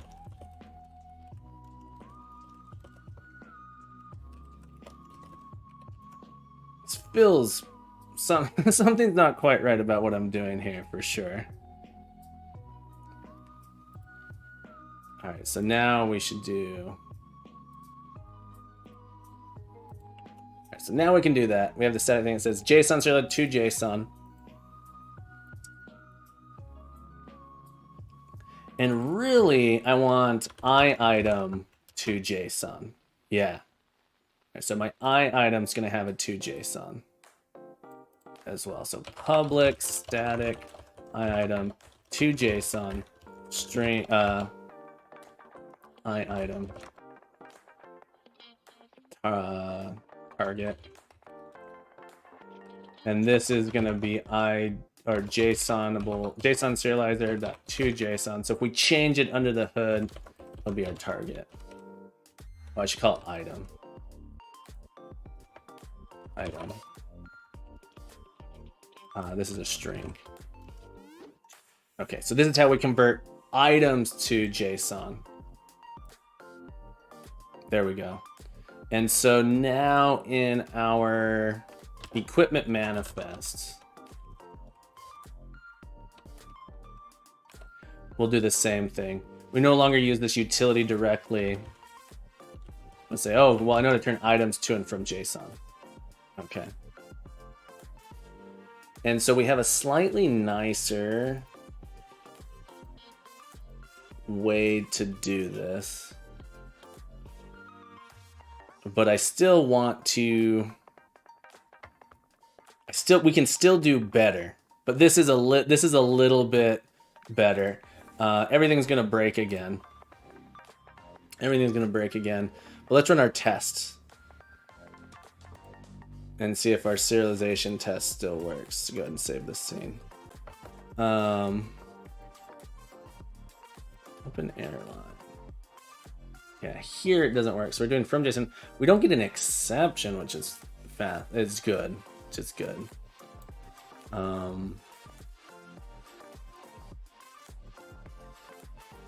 Expected this, but was null.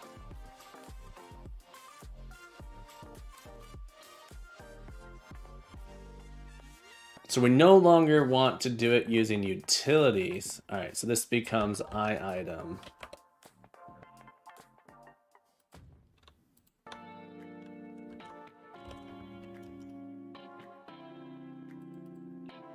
And that would be cool to be able to do that. Okay, an item. We'll get there in a second.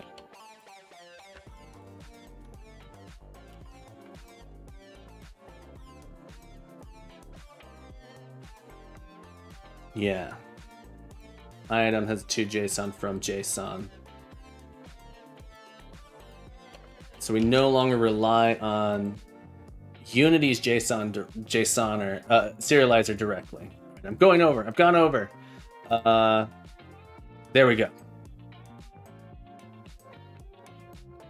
All right, so we can. The serialization test works there. Run all. Okay.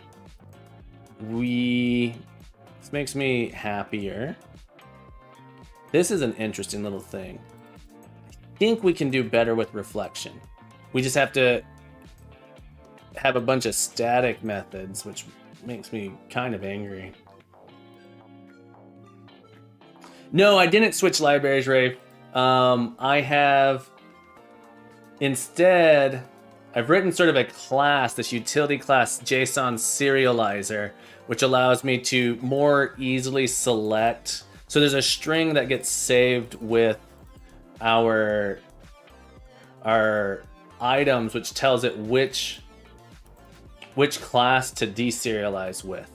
So I didn't switch libraries. Good question. This debug's coming here. Okay. Let's get this double checked here.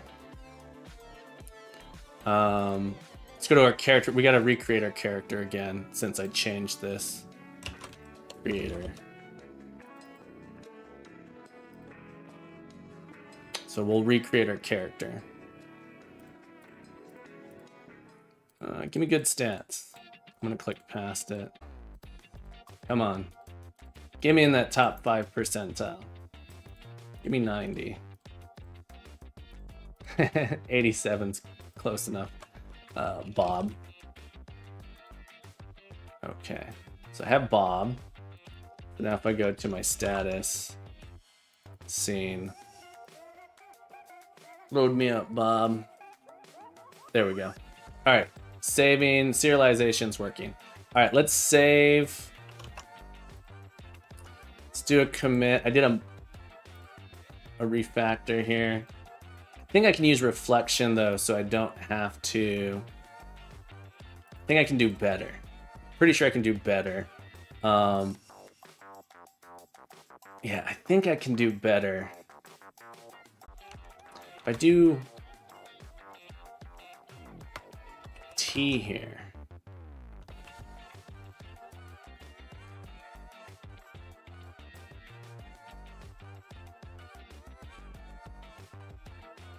I do T here. All right, I gotta stop. I gotta stop. I'm gonna go crazy if I don't stop. All right, I gotta stop. I'm 90% sure I could do this with a T, with a generic type here, and then just pass it off to from JSON. I'm so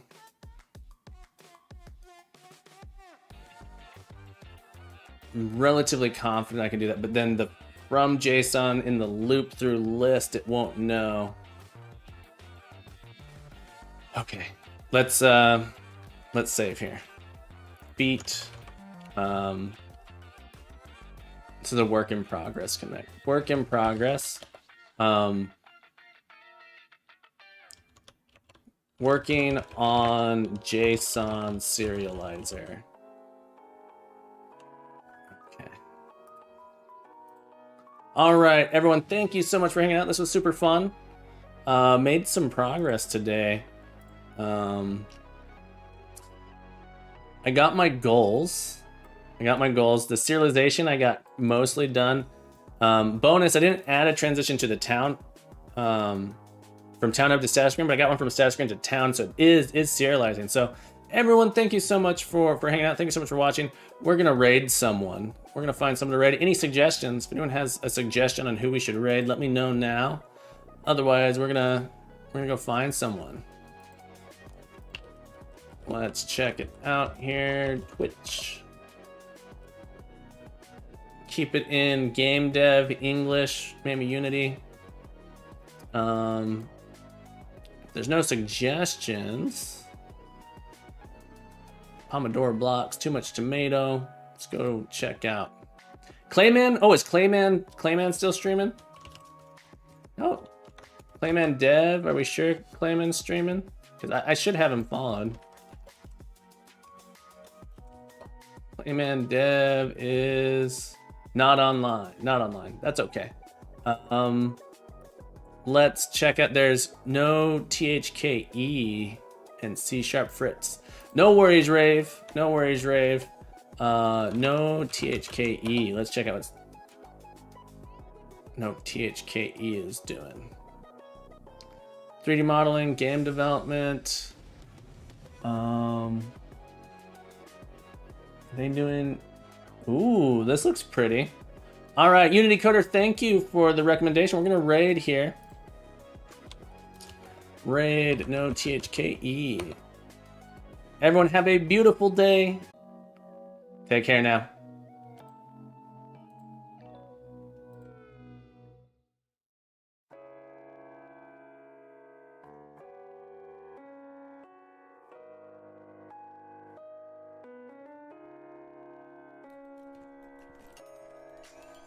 So